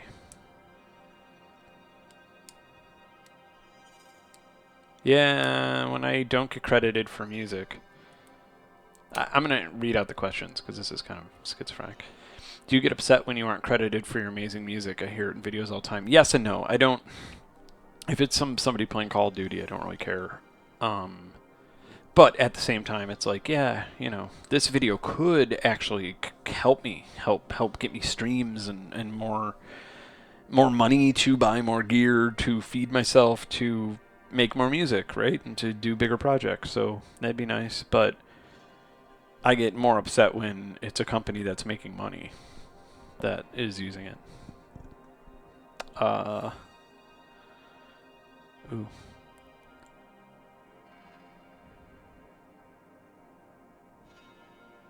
Yeah, the whole staff over at ImageLine is great. What am I reading?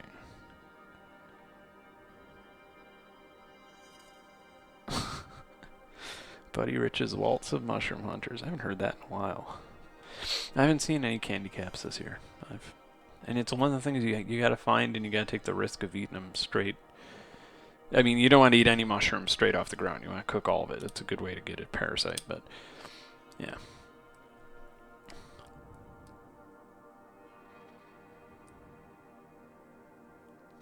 Anything I'd like to divulge regarding new music, any album singles under any alias? Not really. This score is going to be awesome. Once the video game details come out, that's super awesome. Everything's going to be awesome. Don't you worry. Anything music-wise has been really interesting to me recently.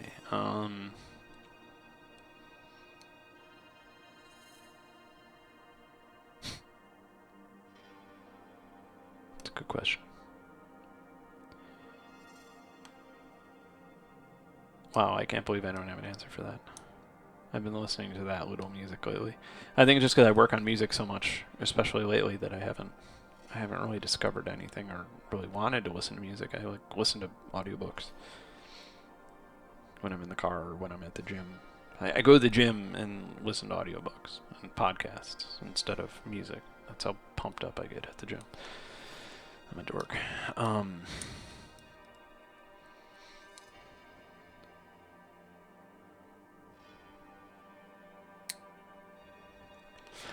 No, I don't like Ableton. Not for any... Here's the thing. I think Ableton's really far away. Ableton Live, I feel like Ableton's really far away from the brain of a musician. And I don't mean that in a condescending way. I think tons of people that didn't start as musicians make amazing electronic music. I think that Ableton is just far from the brain of a true... See, I don't want to sound condescending. Because we're all musicians. I guess a musician who's rooted in the fundamentals of playing an instrument. Ableton looks like a bunch of blocks that don't really give you that much versatility. But for somebody who's not rooted in instrument, it's actually an easier way to put together a track. So yeah, I don't like Ableton, but a lot of people make amazing music on it. So I'm never going to slam it. It's great software, it seems, but it doesn't go well with me.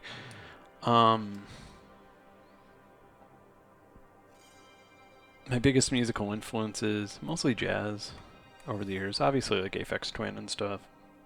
Smoggy Williams. Hey, bud. You're not being rude. I do have a reason why I skipped over your question.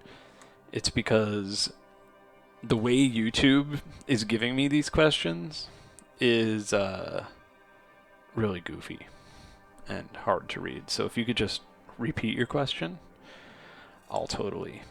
And I wish I could just maximize this. Like, I wish I could... It's like this little tiny... I see the same window you see.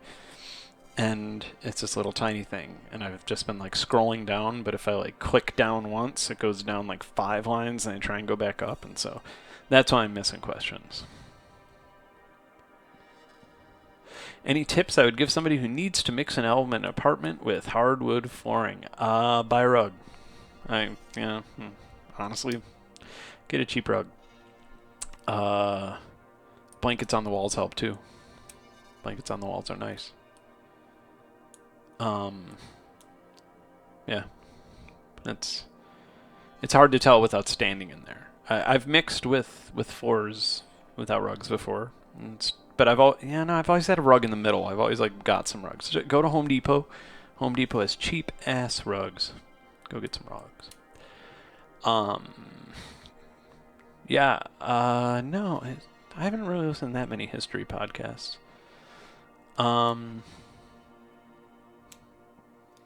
Yeah,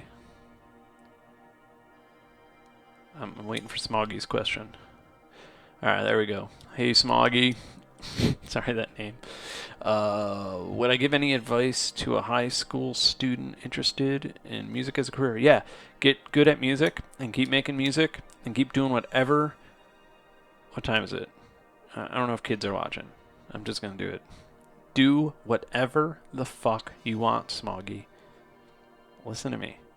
Just pick up an instrument that you like playing, and when your parents say you need to spend less time playing that instrument and more time going out and, socializing or whatever, just play the fucking instrument. Do it as much as you want. Make as much music as you want. Keep making it. Keep doing whatever you want to do. You're only on this earth once. So many people regret being your age and forcing themselves to be more normal, or and then growing up and going to college and then getting out of college and then becoming becoming something, and then they're not happy and they wish they were a musician. Just be a musician. If you feel like you're a musician, then be a musician and never stop being a musician. It'll work out no matter what. It would always work out.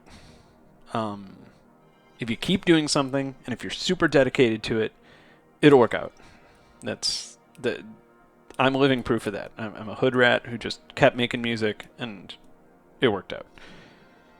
And I'm not like a smart industrious person. I'm just a dude who constantly makes music, and that's all I care about.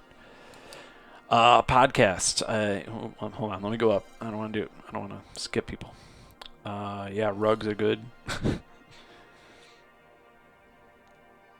The Flashbulb tree logo is actually a picture of a tree that I took in Dix, Illinois. D-I-X, Illinois. Way back in the day. But I don't think it didn't appear in these open fields. The actual tree logo appeared around Reunion because I took it in 2004.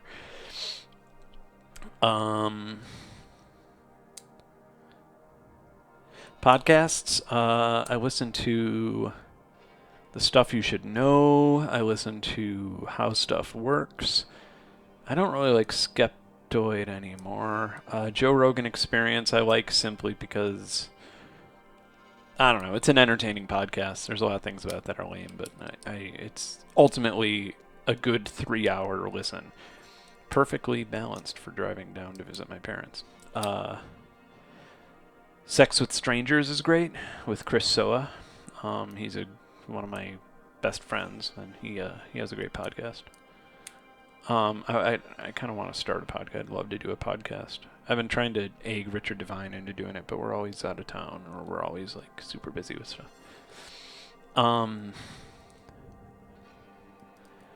Yeah, no more albums like other albums. I don't plan on doing that. I'll never say like, I want to make another album like Love is a Dark Hallway, or I want to make another album like this. I'll never do that. I always have new ideas. And maybe those new ideas will sound a little bit like the old ideas, but ultimately, I promise you'll be happier with the new ideas than you will with a repeat of the old ideas. Yeah, it's not a monome. I don't know where it is. It's somewhere around here. I built it myself. And it runs on an Arduino. Yeah, and so it basically does. It's like a mono. It's like a monome, but instead of requiring max MSP to be running, I could just put something on Arduino. Like if it's a sequencer, I could just like upload a sequencer to it, and then it'll be a sequencer. Or if I want it to be a chord player, it could be that. I really need to use it more often. I haven't really used it that much. Why the move from Chicago to Georgia? Well, in Chicago, people are wearing jackets, and I'm actually hot and about to turn on my AC because it's quite hot outside and beautiful outside. And it's been room temperature for the last 2 months, pretty much. Also, crime's almost non-existent where I live. My biggest problem is coyotes and raccoons. There's a great Thai restaurant near me. Tons of nature. My yard goes into a giant state park. I don't know. I could go on forever. I really like. Oh, and also what I paid to live in a coach house in Chicago that was falling apart. I live in like a cabin, a giant house that looks like a cabin that has a hot tub and a cliff in the yard. More space than I can use. So that's why I'm here. If I were in charge, how would I fix the current YouTube content ID monetization dilemma? That's a tough one. And that's one that I like answering too. So here's the thing. I'm gonna hold that question for 1 second, Gatorade, because that's gonna be a long answer. So I'm just gonna get through these others really fast. No problem, Smoggy. Keep with it, man. Yeah, if your parents are supportive, awesome. That's great. Mine weren't, but not saying they aren't now, but they were like. There's a reality that you're not going to make a living as a musician. It's a 1 in a million shot, and they were thinking of like they were thinking of a world that I was in at the time, where it was like sending demos to a record label and hopefully you get that deal. And it's not that world anymore. It's totally different now. And so they were giving me good advice from a logical point of view, but I just wouldn't have any of it. But if your parents are into it, then yeah, definitely. Orchestral shit. I love the videos you've uploaded. Yeah, I something I regret. The guy who runs New Millennium Orchestra asked me to make an album with New Millennium Orchestra, an entire one. And I was so busy with other stuff that I just wasn't able to do it that year. And I kind of regret it. I kind of wish I would have dropped whatever I was working on and done it. It would have been nice to have a fully orchestral album.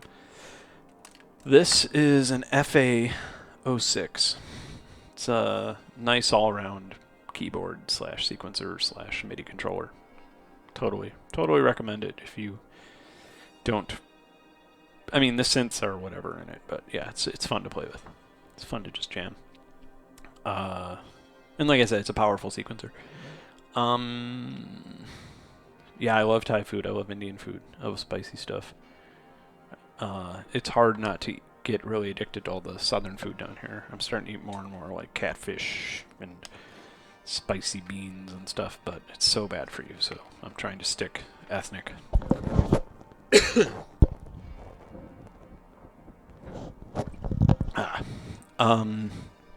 Boards of Canada. Yeah, man. I like their old stuff. I sound like a hipster, but yeah, I like I guess music has the right to children, right? Beautiful Place Out in the Country. That's my favorite track of theirs. Yeah, I love driving out in the middle of nowhere and putting that on. It just changes your mood into something fantastic. I've not checked out Stars with Lids. Now I'm going to answer that crazy question. It's not crazy, it's a great question, but that's why I'm going to take a minute to answer it. The question is, what would I do to change the current problem with YouTube monetization and copyright? Okay, so copyright was made in Copyright was, especially with music and audio, copyright was made because the radio existed, the radio was invented, and people were getting mad thinking that people weren't buying their records because their music was being played on the radio, and it became this big deal that almost completely destroyed, I don't know, threatened to destroy music as it was, and it would, like, as if that's even possible, but whatever, people back then are, maybe they didn't have the kind of insight that we have now. So we created copyright. I'm not going to give you the history of copyright. I'm just saying that's when it was created. And now here we are in 2016 with YouTube and the internet and automated bots that try and find things and take it down. And it is a massive, disgusting clusterfuck. I don't have any control over my own music, and there's no human giving me any sort of... there's no human, like, making these decisions that I can talk to and that I could have a conversation with, because there's so much music and so much content that you can't possibly...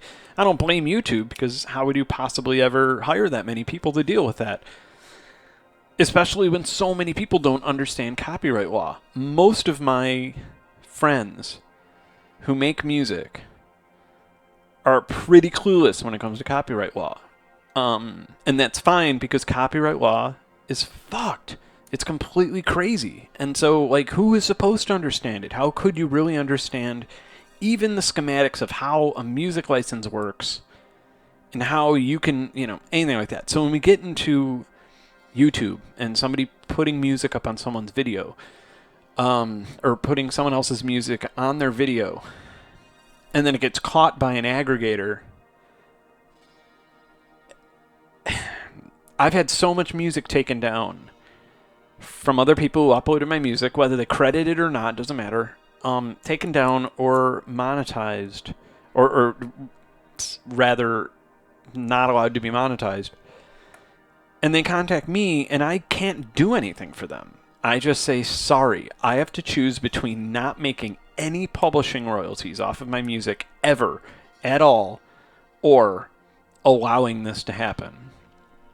And someone I'm really close to manages a restaurant. And her restaurant, BMI came in. BMI is a music union. And they came in and they said, okay, you're playing Spotify. And we sent a secret agent in. And he heard that you played, this track, this track, this track. So for $25,000 a year, you can continue to play music the way you do. And when she told me this, I was like, okay, first of all, you can't play Spotify in a restaurant. You can't play it publicly. It's against their terms of service, and they'll actually delete your account if they find out that you're doing it. There is no Spotify for business in the U.S. Second of all, BMI can't keep track of who's being played when, so they can't actually give the money to the artists that deserve it because they were played. So there is no actual sense to any of this shit, right? Like, I don't know, what Prince, he's who we're talking about this week. Let's say you played Prince song 100 times. You don't even know, because it's going through Spotify, who you don't work with. So nobody has any idea. And so that $20,000 goes to lawyers and then just gets pocketed or just divvied up to whoever. So that whole system's screwed up. And then the publishing system on YouTube's super screwed up. Take all this, throw it out the window, socialize copyright. You have one public place that's run by, whatever. Let's just say that it works better than healthcare.gov did on its launch. You have one place, basically, that hosts torrents, and everything is legal, and basically you just count how many times it's been done, and you tax people. You give people a copyright tax. And let's just say that copyright tax is $15 a month, which sounds crazy. It's a lot of money, right? But you get unlimited music, you get to download it, you get to stream it, you get to do whatever you want. Unlimited movies, unlimited television shows, cable companies could fuck off, and artists that do well get paid well. And there is no more need for so many more people can come up and make a film on their own. So many people can release music without a record label or without having to worry about distribution or without having to worry about any of that stuff. And YouTube plays will just aggregate to that system and people can get paid. So that's my opinion. That's how you solve it. It's big and it'll never happen in my lifetime, I don't believe, which is unfortunate. And it's something that I've written senators for. I've written congressmen. I've written proposals for that. Like, hey, here's an idea to solve this entire issue and stop suing people and stop, whatever. Okay, so I'm gonna get off this topic, but that's it. Yeah, C418, Minecraft. His stuff's great.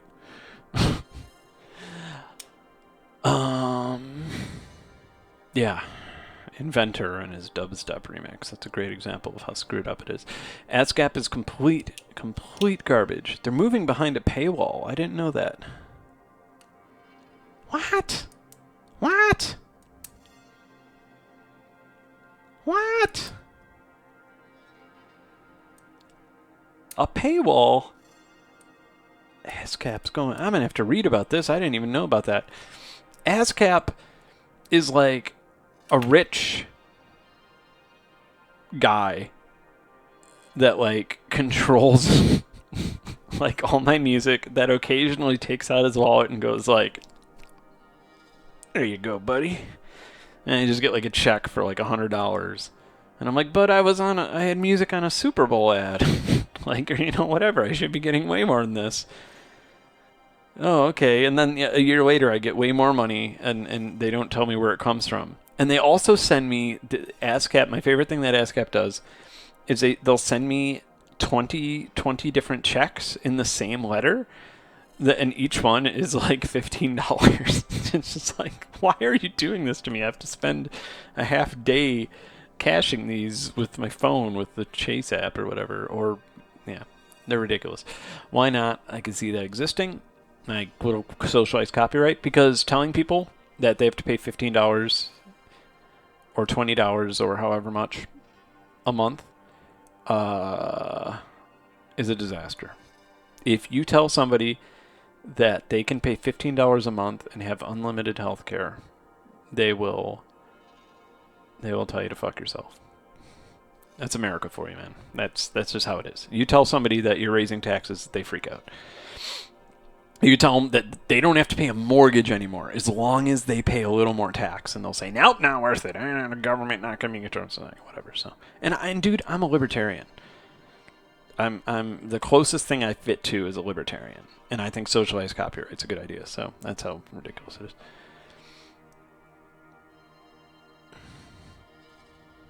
Hi, iPatch.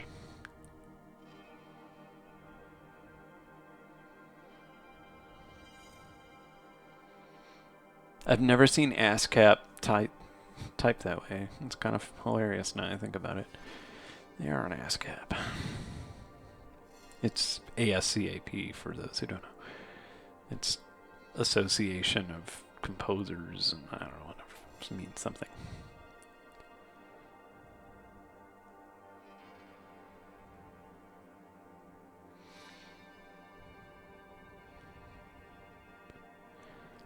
Australia. Man, I want to go to Australia. I've had some offers. I want to drive from one end to the other in Australia. That's been a goal of mine, and I will do it at some point. Hey, man, no problem. I don't mind doing a... this live stream turned out to be okay. Turned out to be all right. Favorite video game genre? You know what? But games where I could be creative tend to be the ones where I lose my mind and disappear. Yeah, I think that's my favorite. Like, I mean, Minecraft was great. All those games where I could be creative, and that's obviously where I could build things. Space Engineers that robbed me a bit. But I really like Fallout. Fallout's one of my favorite favorites ever. I played Fallout 1 and 2 back in the day when they came out, and I was a huge fan. The most recent game I've been playing has been The Escapists. And I am so bad at it. And I read forums about people being like, yeah, when I got to the third prison, I started having trouble. And, like, I still haven't gotten out of the first prison. And I refuse to read any, like, you know, how to do this, how to do that, look at maps. I refuse to do that. I want to figure it out on my own. But I've put, like, 8 hours into this game, and I'm still in this stupid first prison. For anybody who's played The Escapist. Yeah, Kerbal Space Program. I got that. I have it. I haven't played it yet. Maybe if I have some off time in Chicago, I'll play it. Instead of talking to my lifelong friends, I'll be playing Kerbal Space Program, and I'm in my hotel room. Let's just not bring a laptop.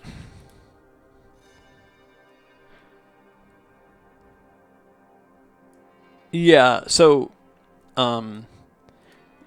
Giannual. Am I saying that right? It's one of those things when you have something like healthcare or socialized copyright. It's one of those things where every single person has to participate. Because if every single person participated, and if it was a mandatory thing, piracy would end. There would be no point in piracy ever. You know, it would just be completely pointless to pirate anything. It would be like, why would you steal? You know, it'd be like if you had a grocery tax, and then you went to the grocery store and everything was for free, and they had unlimited groceries for free. Who would shoplift from that store ever? You know, nobody would. It would end shoplifting as we know it. Of course, that's not possible because those are tangible things. Copyright's a little different. I think we should do it with that.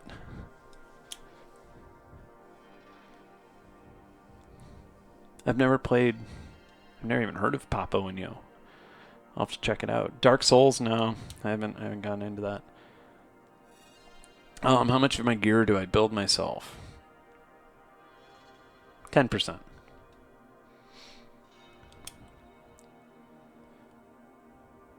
Yeah, I think that's my issue with The Escapists, is that I'm just, like, so careful.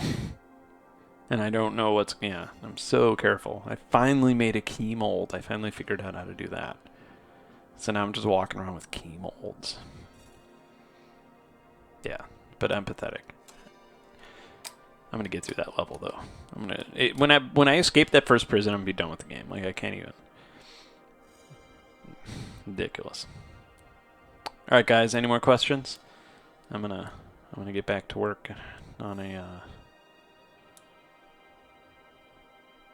on this Adler thingy. And I would do it live, but unfortunately, I don't really want. It has like narration. I don't want to spoil the film for people. A good MIDI controller with 76 to 88 keys. Do you like weighted keys? That's the question. Do you need them to be weighted? Otherwise, I've always had good results with CMEs. CME controllers. Those are nice.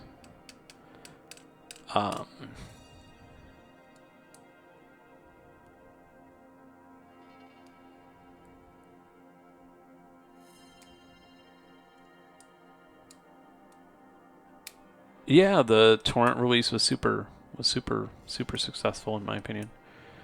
I am really glad that I did it. I missed one. I'm looking up. Favorite comedians?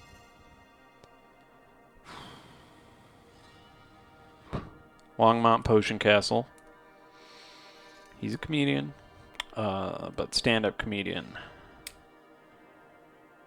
I like all the good. I mean, I like Louis C.K. I like Louis Black. I like Eugene Merman.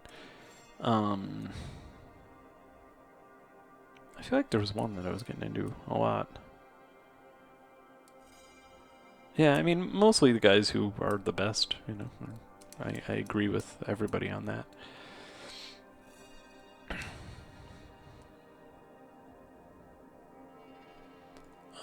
Scrolling up to read the ones I missed. Man, they really need to make this chat system better. I'm kind of missing Twitch. In the song Autumn Insomnia Jam Session from Curly and Selections, did you program the drums or play them? I played them, but I played them in many different tracks, and I took many takes. My tattoos. Got 2 trees. Got a big tree up here. This, if you could see it, it's kind of, can't really see the whole thing. Here is Brazilian Jiu-Jitsu, or Gracie Jiu-Jitsu symbol.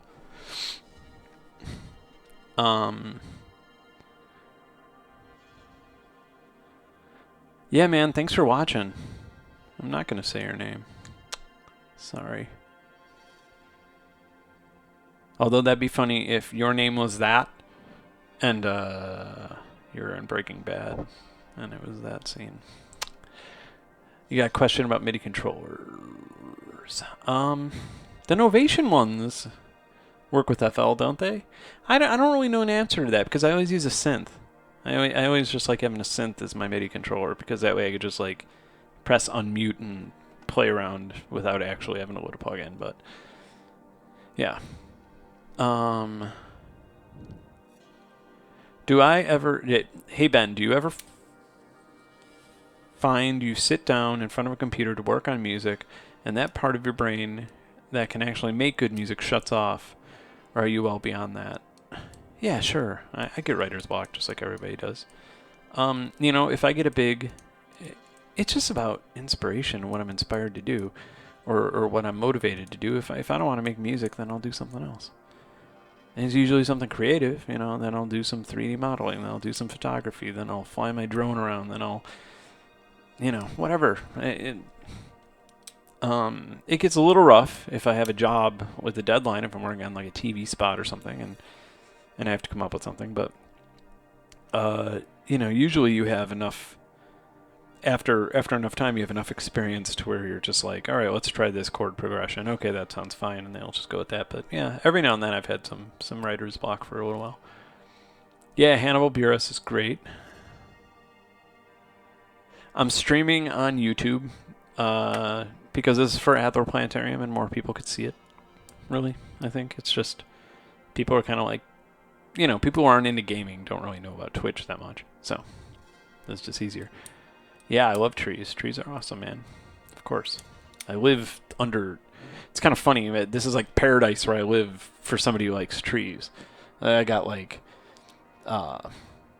magnolias and giant pine trees and weeping willows. I got massive trees. I mean, the trees outside here are hundreds of feet high. They're massive. They make you dizzy to look at the top. And I was just like, this is so awesome, especially in Georgia where it gets hot. And it's just cool because I'm in the woods, right?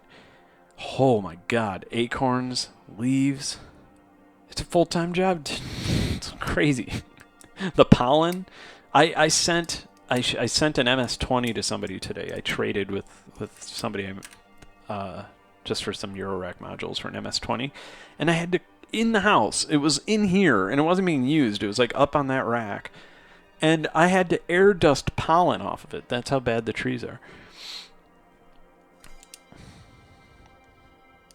Yeah, I might do some more video stuff with guitar.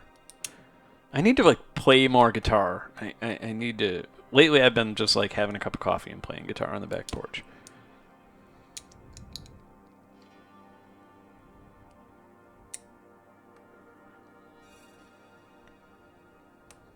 No, dude, I'm mad at trees. I'm mad at them. I have so many right now. I kind of wish that I had half as many trees, just because there's... Dude, I asked a landscaper to quote me on getting rid of all of the leaves on my property, of just moving them in one area, burning them, pushing them away, just because it would take me weeks to do it myself. The landscaper's quote was, no, I'm not doing it. That's too much work. Yeah, dude, Flonase. Right here. Right here in the desk drawer. I got my Flonase handy. 24/7.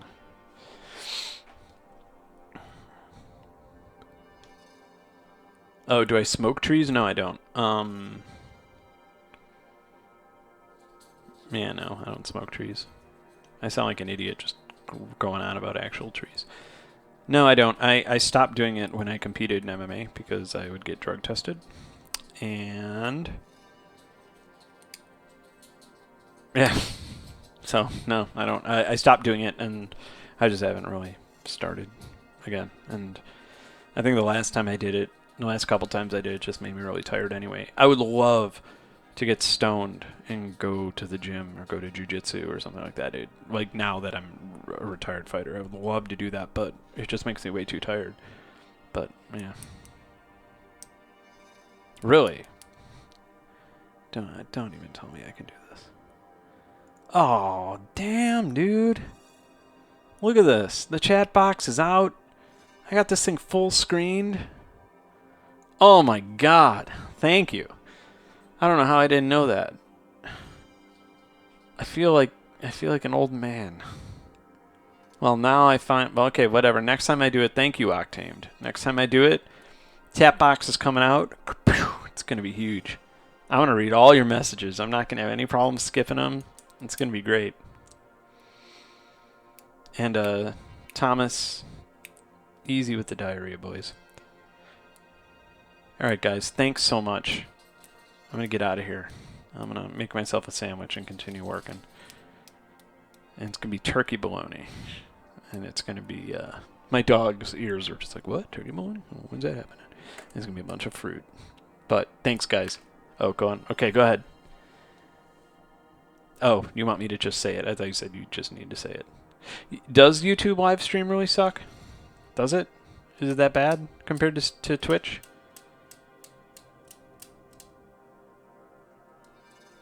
Anybody? Rate it from 1 to 10. Rate YouTube live stream from 1 to 10. Your experience with it. Should I keep using this? Or should I move to Twitch in the future?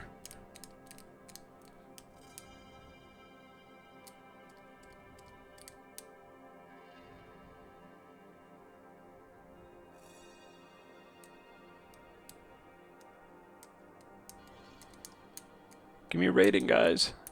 Somebody tell me if it was good. Good stream? Like it worked. I don't mean the content. I mean like the quality. Like it didn't hang on you or anything like that. Okay, good. Because Twitch people were saying that they... On Twitch people were saying that they were having dropouts. And I usually have dropouts on Twitch, but I haven't really seen any on here. Okay, cool. That's enough. That's enough for me. If I could see 5 and up, then that's good. Cool, guys. Thank you. Thanks so much. Love it. All right, man. I'll see you guys soon. I'll do another Twitch once I'm done with this thing. Or, I'm sorry, another stream once I'm done with the score. Or maybe I'll just do it, like, in the woods with my dog or something. That'd be good. All right, guys. Have a good night. Thanks for watching. It's been great. And go to the Adler. Go check it out if you can.